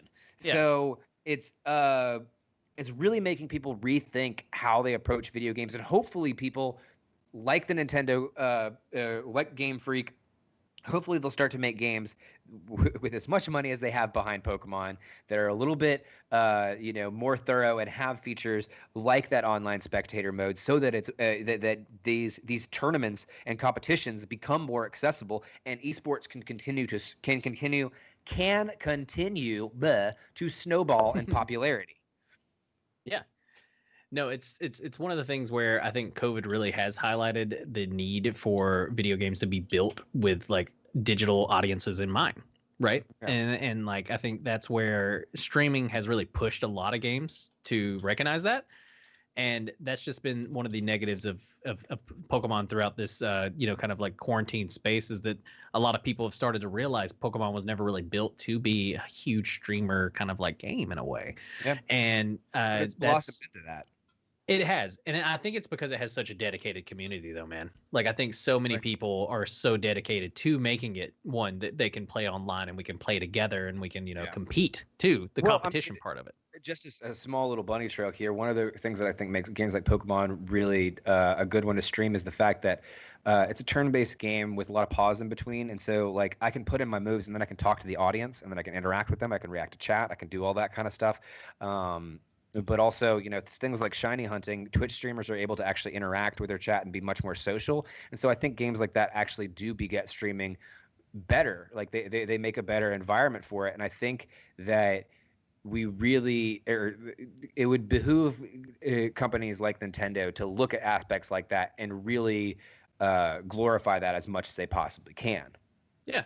Like we said earlier, Nintendo needs to just throw more weight around when it comes to VGC and for streaming and tournaments and stuff in general. They just need to be more onto it. You know what I mean? Like more involved in it in general. Right. And so basically, yeah, if anybody here is from Nintendo or Pokemon in general. Get your shit together. Like come on. Exactly. Yeah. But leaning back onto the track of how COVID has kind of shaped things in the digital social environment, we talked earlier about the fact that like we miss going to movies, and that's something we want to return to. The obviously there's a kind of a social aspect of that, but there's also very much a a financial aspect of that, of course, that has impacted things. I remember when Onward was first coming out, right? It was a movie that I definitely wanted to go see. My partner and I love going to see cheesy animated movies like that, where everything ends up and it's a happy ending, and we can go to Alamo Drafthouse, get a really bomb ass meal, and a cocktail or two. Which cocktails always go better in Disney movies. I'm just telling you. But it's just a known fact. But Onward was never able to make it to theaters. Instead, Onward grossed $61.6 million in the United States and in Canada, and $47 million in other territories, for a nationwide total of $108.6 million, and it cost $135 million. So it's not going to make up the money back that it was there. And honestly, like, I watched Onward video on demand. It was a good movie. It's a tearjerker. Like, it will make you cry. All right. Mark my words. All the tough guys out there, watch Onward once. You'll bawl like a little girl. All right. I'm talking Coco level tearjerker. All right. Ooh. It was a good movie. Oh, yes. Yes. I saw Onward. I watched it, and I will give it to you that it was a great one. But like Coco, ooh, I don't know, man. Coco was. You don't know if it's that level of tearjerker. Dude, Coco is god tier Pixar to me. Or is it Pixar? Did they make that, or just Disney? Anyway. Yeah. Yeah. So anyway, Coco was just it's god tier in my opinion. Whereas Onward's like it's close. You know what I mean? Like it's right there. Like it was a really good movie. Like you said, great. It was tearjerker all the way through, right? Yes. But the happiness that Coco makes me feel at some points, Onward didn't touch that part. Like there was some happy moments. Don't get me wrong. But Coco made me swell like happy, joyful tears too. You know what I mean? There was sad tears and happy tears. And so in Onward, there was some sad tears. Kind of like a melancholy ending. Like it's not like the perfect ending. It's like it's on like when I watched it, it felt adult in a way, but not like too adult, obviously, right? It was just kind of heavy. But it was a great movie. And I mean, I was hoping it would have grossed a little more, but I guess going straight to streaming, obviously it didn't. Like you said, for it to make 108 mil, but cost it 135 mil, Disney's going to look at it as a failure. And it wasn't. I thought it was a great movie. Yeah, and that's the main part that I'm looking at here. That was a social experience that we were all going to be let out on, or lost on here, and it's going to be looked at as a negative. It's going to be looked at as something that cost them a bunch of money, but it might have actually been a positive had it not been in this kind of situation. And that's the main reason of even talking about it in the first place. And the fact of the matter is, do we really have a choice? Like, did Onward really have a choice to try to go in theaters? Were people really going to risk their lives for it? I mean, it's a quality movie, but people weren't really going to risk their lives for it. And putting it in the theaters probably would have ended up costing them more, if not. Oh yeah, no, most definitely. And Disney and a lot of folks have had to make some tough decisions throughout this quarantine, and which this is one of those where hopefully as we can slowly start to go back to theaters, we'll see that AMC and that Universal kind of like deals start to morph into other places like Disney and AMC making these types of deals, or like it'll just be interesting to see what the other big dogs in the movie business do, with Universal taking the charge and saying we're going to make a deal with AMC for our video on demand and our straight our theatrical content, right?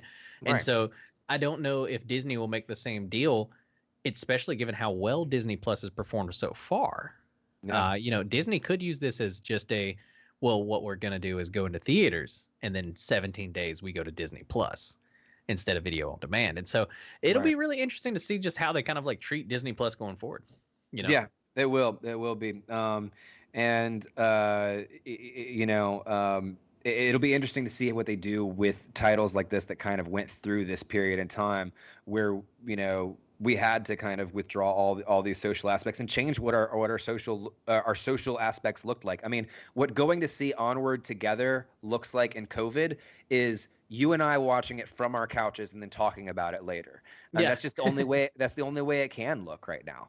Exactly. And people have gotten creative with what socializing looks like in a digital age, very, very creatively, especially at the beginning of this pandemic. One of the ones that you can't have this conversation and not talk about when it comes to this is Animal Crossing. And I know you played a lot of Animal Crossing. I know that you understand why it's important. But Animal Crossing is always going to be looked at from here till the end of time as the COVID pandemic relief.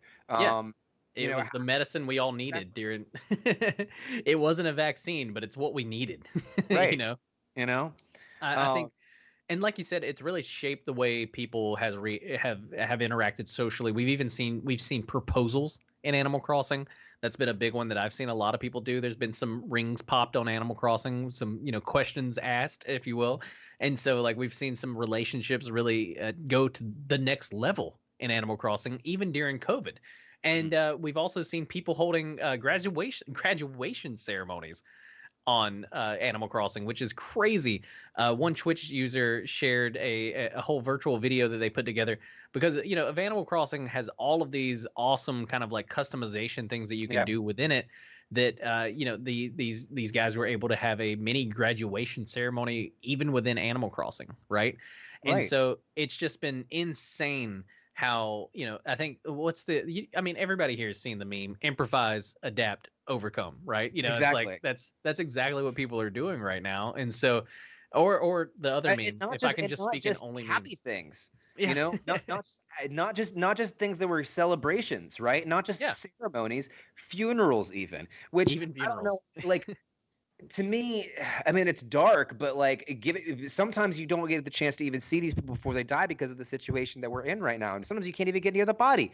And so, having some way to be able, even if it's through an animated avatar on Animal Crossing, to be able to get that sense of grieving, of mourning, that's huge. And I don't think that people ever look at Animal Crossing to be able to be something that gives them closure about their dead grandma. Like, I don't never think that was ever a part of the Animal Crossing New Leaf branding strategy.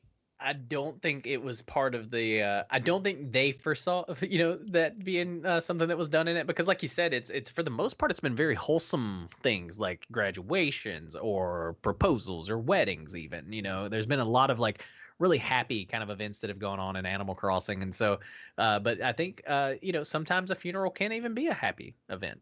It can be a happy event, but I mean, it's definitely not just happy events. It's definitely not just sad events. I mean, there's even dominatrix using Animal Crossing to basically dominate their submissives from far away, and she accepts bells as payments, like full on, like basically living these experiences that would have been in-person experiences had it not been for COVID, have completely transitioned into a digital environment. Animal Crossing has a great one for that, but I mean, as you said earlier, Fortnite is one of those as well.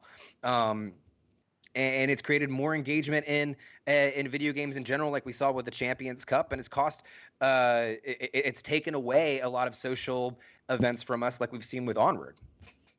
Yeah, no, 100%. This has been a interesting time to be alive, to say the least. And thankfully, we've had some great entertainment to get us through it. Some banger, movies that have gone straight to streaming, but then also some amazing experiences through Animal Crossing and other games that I think have really started to bring people closer together than maybe even before quarantine. So it's going to be interesting to see what the second half of the year holds for us. Right. So moving right along, we have our last segment of the night. And guys, I am so excited to talk about this because lately there has been a lot of talk in the news about Antifa. And with it, a lot of confusion of what the term means. For those of you who don't know what Antifa means, it's short for anti-fascism. Someone who's Antifa sympathizer is someone who opposes any form of fascism. What is fascism, you might ask? Well, what's fascism, Dodd? Fascism is defined as a form of a far-right authoritarian ultra-nationalization characterized by dictatorial power, forcible suppression of the opposition, as well as a strong regimentation of society and the economy, which came to prominence in the earlier 20th century Europe. Whew, that's a mouthful. Fun. We're learning things. Yeah. Some have We labeled didn't it. tag this with educational, but it's educational. It is educational. You're learning something today. Some have labeled Antifa, or those who oppose fascism, as terrorist. A terrorist is defined as, because we've got to be strict on our definitions here, a terrorist is defined as a person who uses unlawful violence and intimidation, especially against civilians, in the pursuit of political aims. With all of those words clearly defined, we wanted to talk to you about some of our personal favorite Antifa terrorists across pop culture. Nice. No, I'm very excited for this one. I think it's a great one to go into. I Yes. like how we laid out the definitions. I think that's really that the lawyer in me really enjoys that. I'm not a lawyer, and so, but I have watched a ton of Law and Order, so Right. Yes. We wanted to start off with that. So, for those of you who don't know, we're just basically chewing through the top 10 most anti-fascist characters of all time, and we're going to start off with number 10, which is Furiosa. And Furiosa is definitely an Antifa terrorist. If you don't, for those of you who don't know Furiosa, Furiosa is from Mad Max Fury Road. She is the character who violently attacks some law-abiding war boys who were just doing their main job of maintaining authoritarian power structures where humans were literally milked for their resources. And when I mean literally milked for their resources, I mean literally milked for their resources. literally milked, y'all. Literally milked. And if there is any doubt that the Immortan Joe believes in a strong regimentation of society and the economy, I'd like to remind everyone of the scene where the Immortan Joe basically explains trickle-down economics better than any Republican ever elected, where he says, "Don't get addicted to water, my friends. You will resent it in its absence." That was a really great impression. Thank you. Thank you. It's also my Mitch McConnell impression. But have you ever seen them in the same room? That's all I'm saying. That's a good point. That's a good point. Furiosa was definitely unlawful when she stole the Immortan Joe's property. And by property, I mean actual human women that he sexually abused. I'm sure everyone watching that movie, Jake, felt very sympathetic towards the beloved leader of the War Boys. Right? No, most definitely. Like, I think as far as, I believe everyone watching that show was just thinking, like, why can't she just, why does she have to, why can't she just submit? Like, if you just pull over, Right. like, none of this would have ever happened, Furiosa. What seems to be the problem, officer? Exactly. Yeah. Like, but no, this is a great example, and I'm glad. I mean, I'm surprised she's not higher on the list, but I don't think we really like. Right. She's an anti-fascist icon, man.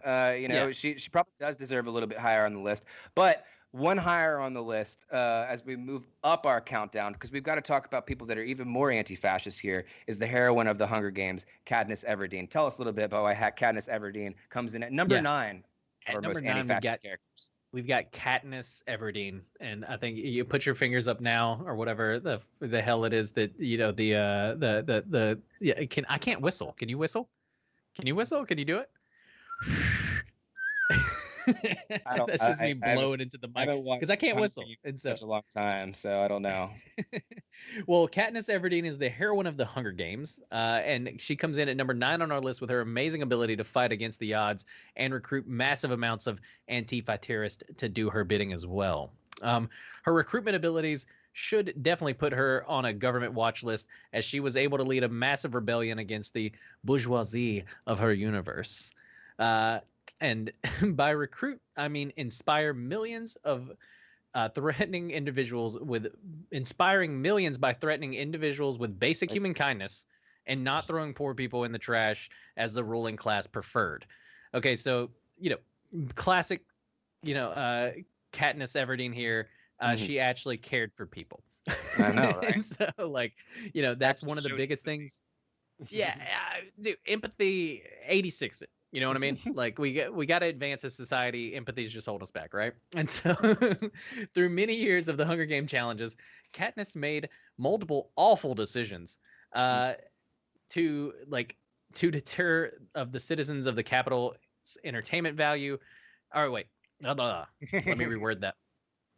Through many of the Hunger Games challenges, Katniss made multiple unlawful decisions that deter at the deterrent of the citizens of the capital's entertainment value. What a monster.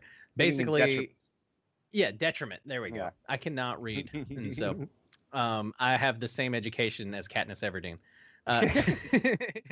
To make her even more anti-fascist, much of her anger comes from avenging the death of Ro, a young woman of color whose death helped Katniss become a unifying symbol of the working class, encouraging them to rise against the good old capitalist oppressors.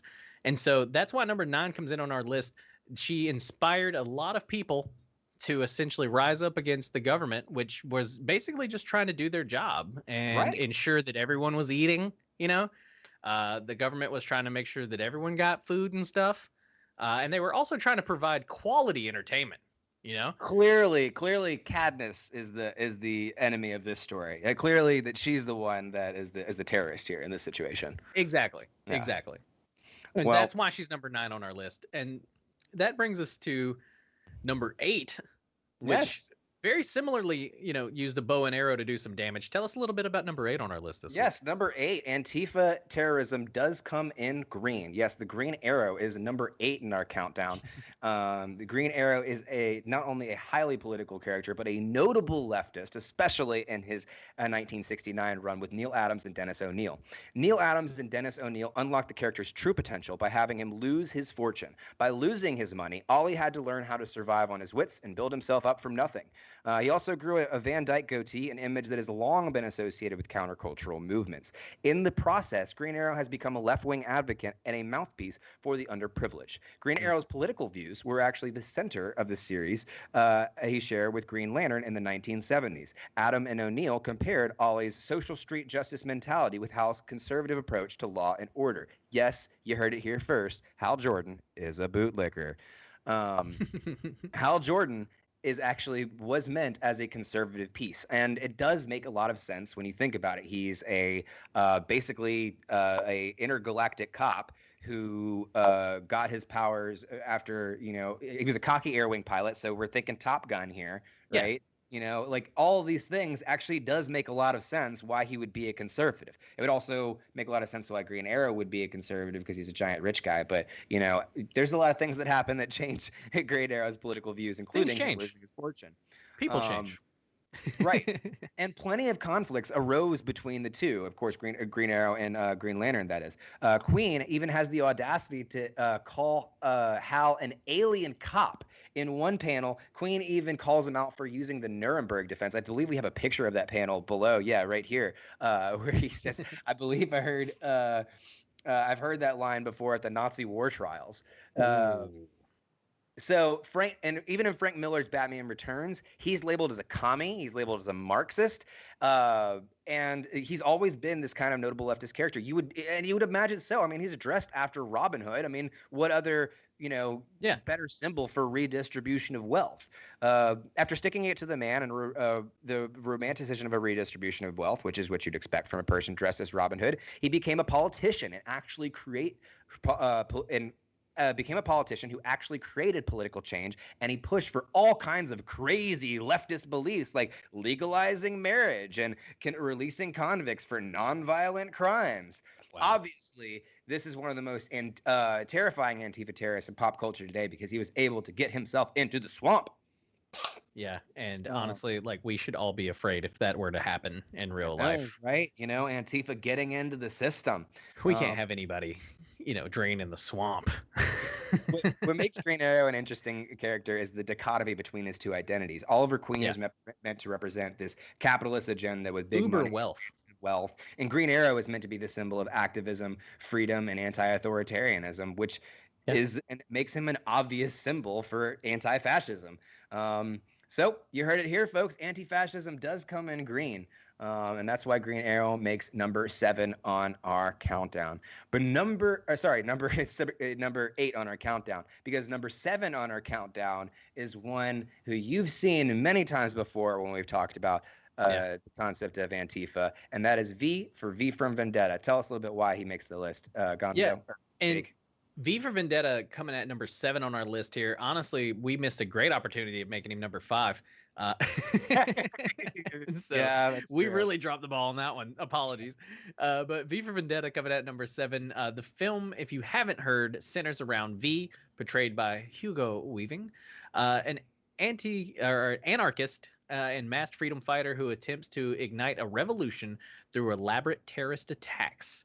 Anyone watching the film obviously knows that if anyone is the bad guy, it's definitely the freedom fighter / liberator, violently freeing people from an oppressive authoritarian regime. And Right. one of my favorite things about this film, by the way, is that V is essentially he's kind of like this. He comes out of these government experiments and everything, right? Like he's essentially a product of government overreach and government's kind of like crazy kind of experiments and everything, right? And so, and he's such a great kind of like symbol for, you know, like what happens whenever the government plays God and then kind of like throws those people aside. And then it's actually really scary to think about the fact that this whole movie is set in the UK after America's fallen, after an economic collapse, after a pandemic. So definitely go back and watch V for Vendetta if you haven't. Yeah, It may strike a couple chords. right. I mean, the plot line just being set in 2020, United States totally forgot about that. From the prolonged result of a civil war after the pandemic of the St. Mary's virus is ravaging through Europe. I mean, come on, doesn't that sound just a little bit familiar? You know, and so V responds to this situation by issuing a multitude of attacks against the oppressive government and destroying Parliament. Unfortunately, there are no secret police and unmarked vans to stop V or the people who inspired him, causing him to be a martyr for a political revolution. And it doesn't take... yeah, I know. I can't believe... No secret police to stop him. If they would have had Homeland, this would have never happened. And if that doesn't make him Antifa, one of the last scenes seals it. Natalie Portman's character is asked who was V, and she responds with, "He is all of us. If that isn't some of the We Are Legion Antifa propaganda, then I don't know what is, guys." I don't know what it is either. He honestly, like, he is us, or like we are, like he's all of us. That whole thing is kind of like it just sounds communist to me. Just sounds commie. You know what I mean? And so he has literally shaped the face of the Antifa movement. The Guy Fawkes mask has now become a common brand and the convenient placard to use in protest against tyranny, which makes it a unique icon for pop culture to be used in this way. It's honestly one of the most probably prolific Antifa, looks with people like Anonymous dubbing the Guy Fawkes logo for themselves. Yeah, you've seen it. This was a huge one for the Occupy movement too. Mm-hmm. Everybody in Occupy Wall Street were wearing, these Guy Fawkes masks and everything. I believe the photo we have is actually from Occupy. And so if there's one big bad guy in this movie, it's definitely the guy who the government screwed over, left for dead, and then he, spent the rest of his life trying to stop him from being able to do that to anybody else and set a political revolution. Has inspired actual people in real life to, take his mask and don it as the same. It's obviously that guy. That's the bad guy. That's the one that you should be condemning. He's obviously a terrorist. Yeah. Next on our... He should have called the police, Dotson. He should have called the police, exactly. Well, moving right along on our countdown, number 6 on our list of top Antifa terrorists of all time throughout pop culture. If there is one person in this top 10 who is definitely an Antifa icon, it has to be William B.J. Blazkowicz from, I don't know if they're saying that right, Blazkowicz from Wolfenstein. Yes, the American spy of Polish and Jewish descent who specializes in one-man missions behind enemy lines. This World War II veteran and U.S. Army Ranger is definitely an enemy of the people, mostly because of the horrible atrocities he's committed against alt-right gatherings in Castle Wolfenstein and Hollyhammer. Yes, tons of atrocities. Just of the these Nazis won fair and square in that one. These are very fine people, Jake. Very fine people, okay? On both sides, I'm sure they're very fine. Right? He did so after his discovery of thwarting a peaceful Nazi gathering where potential plans to create an army of undead mutant Proud Boys in Castle Hollyhammer. Subsequently, in a blatantly Antifa title, Die Führer Die. I mean, come on, how much more Antifa can you get? He infiltrates a bunker under the Reichstag, I don't know if I'm saying that right, culminating in a battle with Adolf Hitler in a robotic suit equipped with 4 chain guns. And what's more anti-fascist than punching robot Hitler in the face? I don't know. I can't. That's got to be number 6. It's got to be top 10. Number 6. It's got to be up there. It's got to be pretty high. You know, it's something to react to. If that doesn't seal it Exactly. enough, he is the grandfather of Doom Guy, who is so inspired by his grandfather's actions that he dedicated a life to ridding the worlds of demonic forces, many of which share a close relationship, if not a direct relationship, to Kellyanne Conway. Luckily, he has remained cousins. unsuccessful, as many of them still remain in office today. Yeah, no, this I don't know if you've ever gotten a chance to play through the Wolfenstein franchise, but it's a great alt history piece, and playing as a Polish Jewish kind of spy in BJ is always super fun, dude. It's super fun. But at the end of the day, it is anti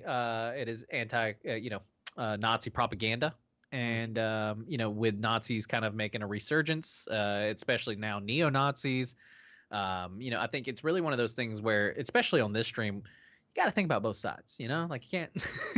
Yeah, you can't be, yeah, definitely. like Donald Trump says, there's good sides on both, and so. But like you said, poaching a robot Hitler. Oh my God. Well, there are few people That definitely put him on our list. There are a few people that are more anti-fascist than the guy that punched Robot Hitler, but the next guy on our list is definitely one of them, and as someone who has made their career, a majority of their career, as an icon for punching Nazis in the face, which is Captain America. Tell us why Captain America comes in as number 5 on our top 10 most anti-fascist characters of all time. Yes, so Captain America, who honestly a symbol of hope for America, am I right? Is coming in at number 5, making the top 5 on our Antifa terrorist list. And so go ahead and warn everyone about it. Joe Simon and Jack Kirby brought the iconic terrorist into the limelight with a bold image of them violently silencing an alt-right leader. Obviously, this was before he was turned into a robot. A majority of Steve's enemies are literally fascist. His arch nemesis Red Skull leads his own unique group of hyper fascists called Hydra, which I think we could all draw parallels to the Nazis there. While some may see Captain America as a nationalist icon, and how that may detract from his abhorrent anti-fascism, I'll remind you that during the impeachment of President Nixon, Steve Rogers actually abandoned the moniker and became a nomad. The man without a country. He started to do so again, primarily in the Avengers Endgame, after his dismantling of the government property in the events of Winter Soldier. And so not only does he, hold up this symbol of America, but then eventually he takes it off. He kneels for the anthem, essentially. Yeah. Essentially.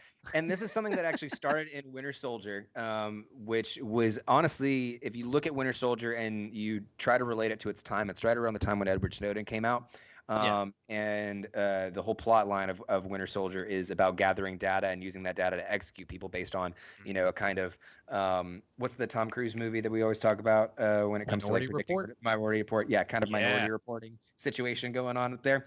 And so that's when he kind of goes rogue from the government, goes even worse in Civil War, and then becomes further. So that's why you see him in Avengers Endgame. He's not even wearing red, white, and blue. He's wearing blue and black.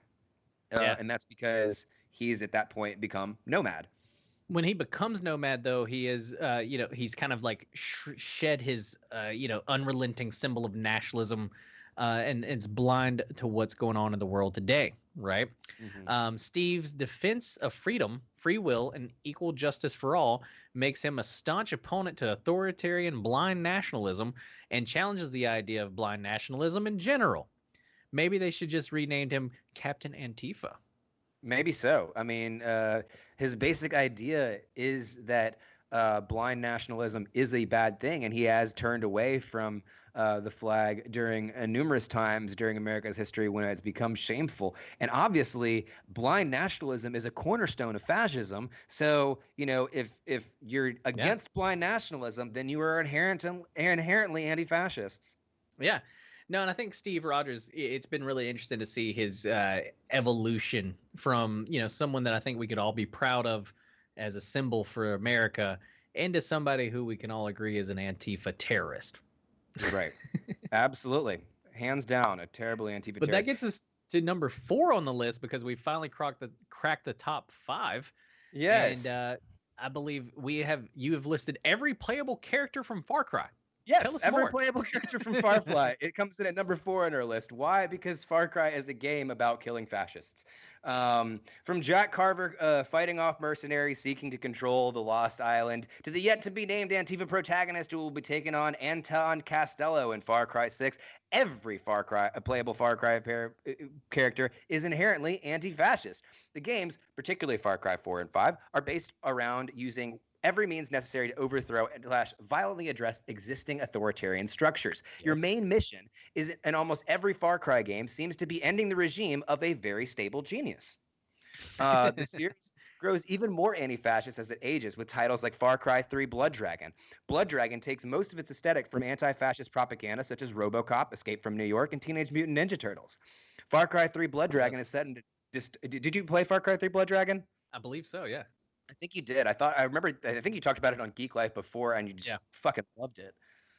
I've played every Far Cry, so I definitely played it. Okay. Far Cry 3 Blood Dragon is set in a dystopian version of 2007 where the world is suffering from an aftermath of a nuclear war. Ubisoft described the game as an 80s VHS version of the future where the player must get the girl, kill the bad guy, and save the world. The player is controlled an American cybernetic soldier named Sergeant Rex Bauer Gold. And he and another cyber soldier known as TT Spider Brown, voiced by Phil Lamar, travel to an unarmed island to investigate Colonel Sloan, an elite agent who has gone rogue. And upon confronting Sloan, he reveals his treachery, kills Spider, and knocks out Rex. And nothing is more anti-fascist than violently addressing authoritarian corruption.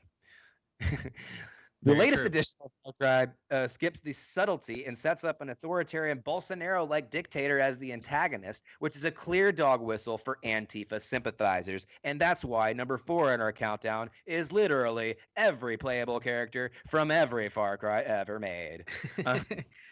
It's funny. Number 3 on our list is also a big group of people. Oh, sorry, you wanted to talk about number 4 first before we move forward. No, I was just going to say that it is funny that literally every one of them have tried to bring down some sort of fascist regime. So it makes it perfectly that they would fit into number 4 on our list because it is a big group of folks. Mm-hmm.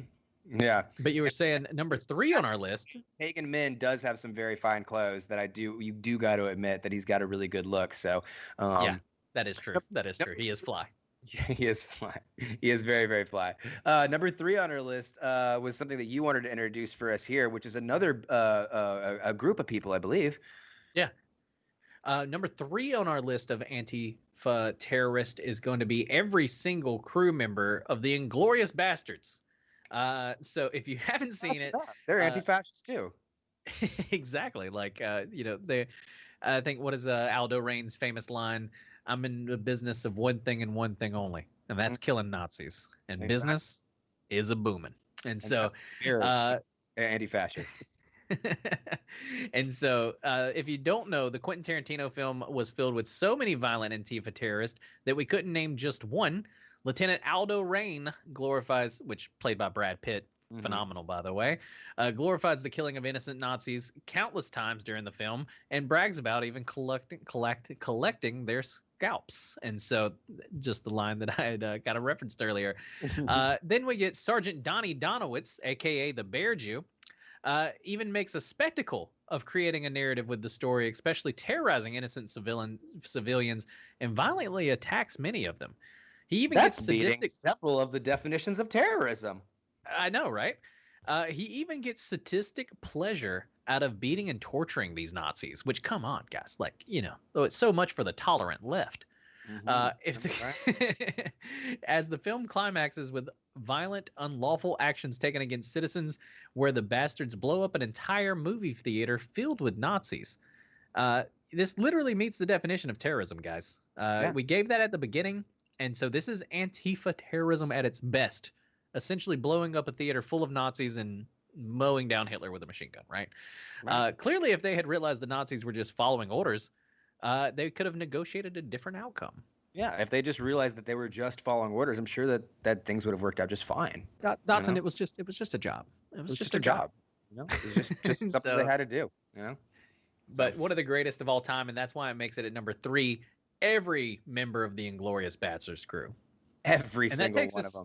To number 2, which is another Number two was one that crew. we really had. We know we had to really try to narrow it down as much as we could, and we did. We really looked at some really big franchises, and when we narrowed it down, we had to pick someone who really embodied anti-fascism, and that was the entire Rebel Alliance from Star Wars.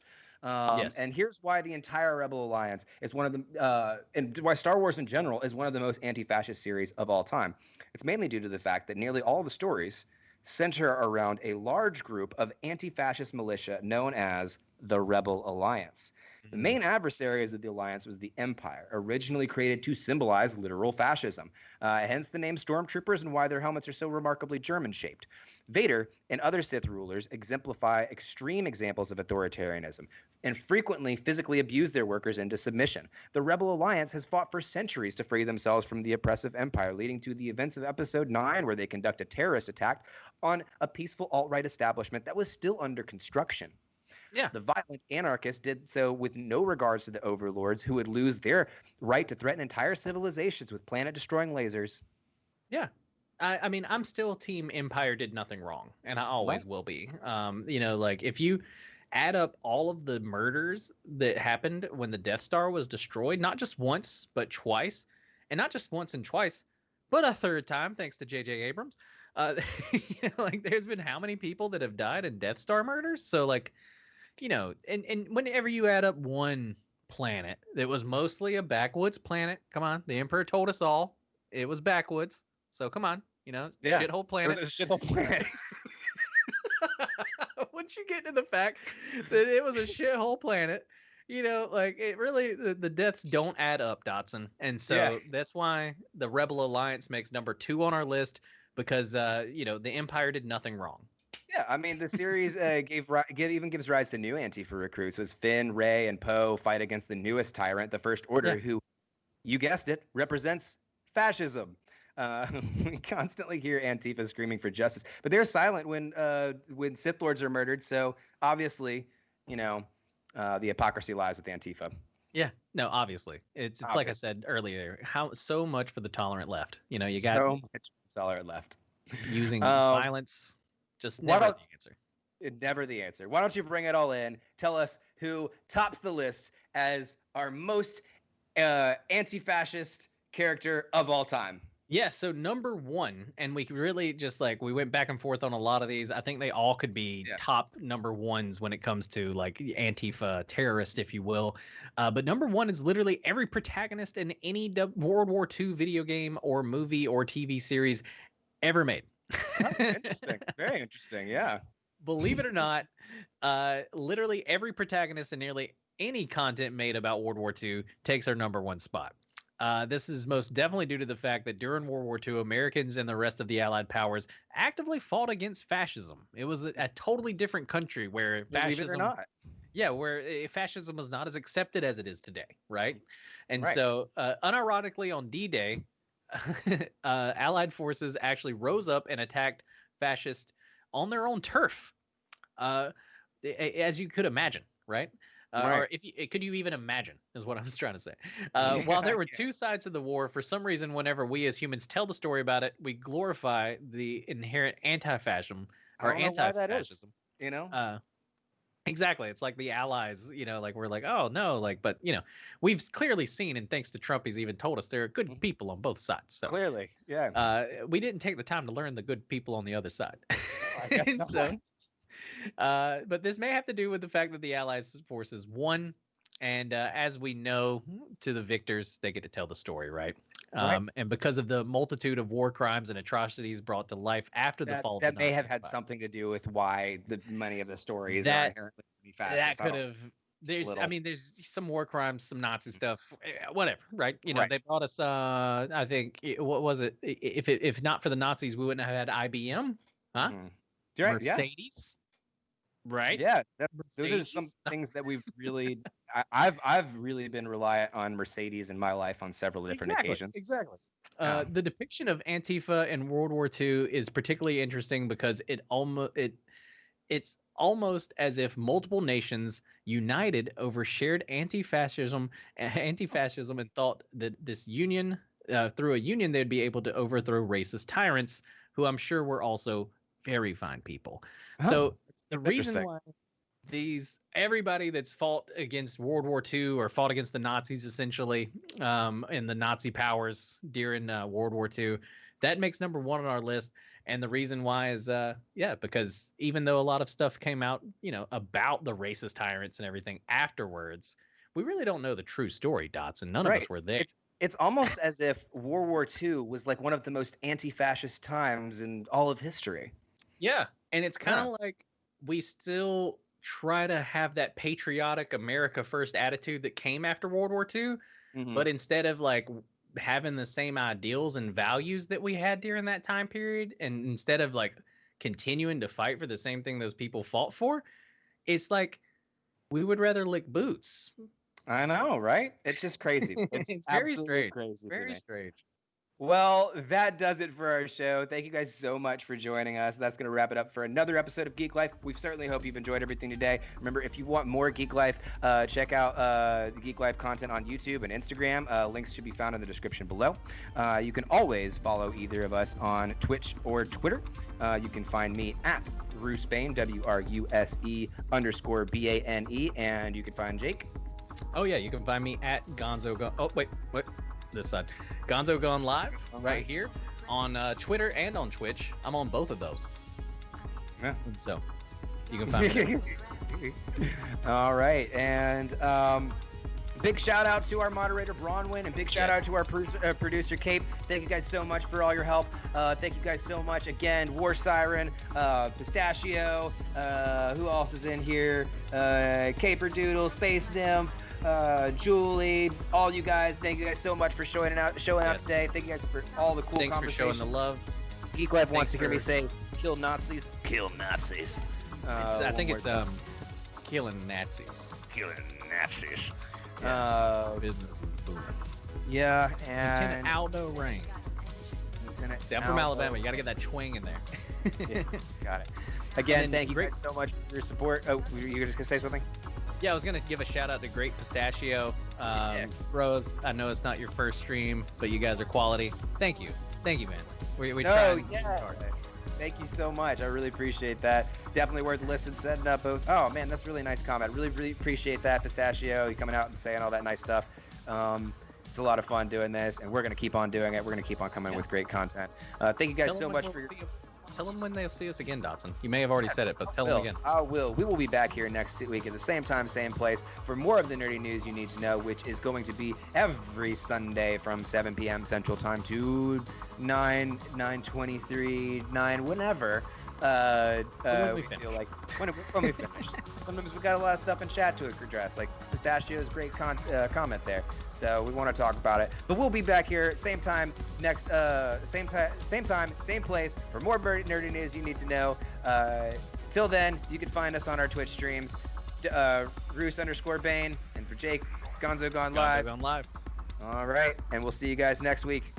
Peace out. Peace.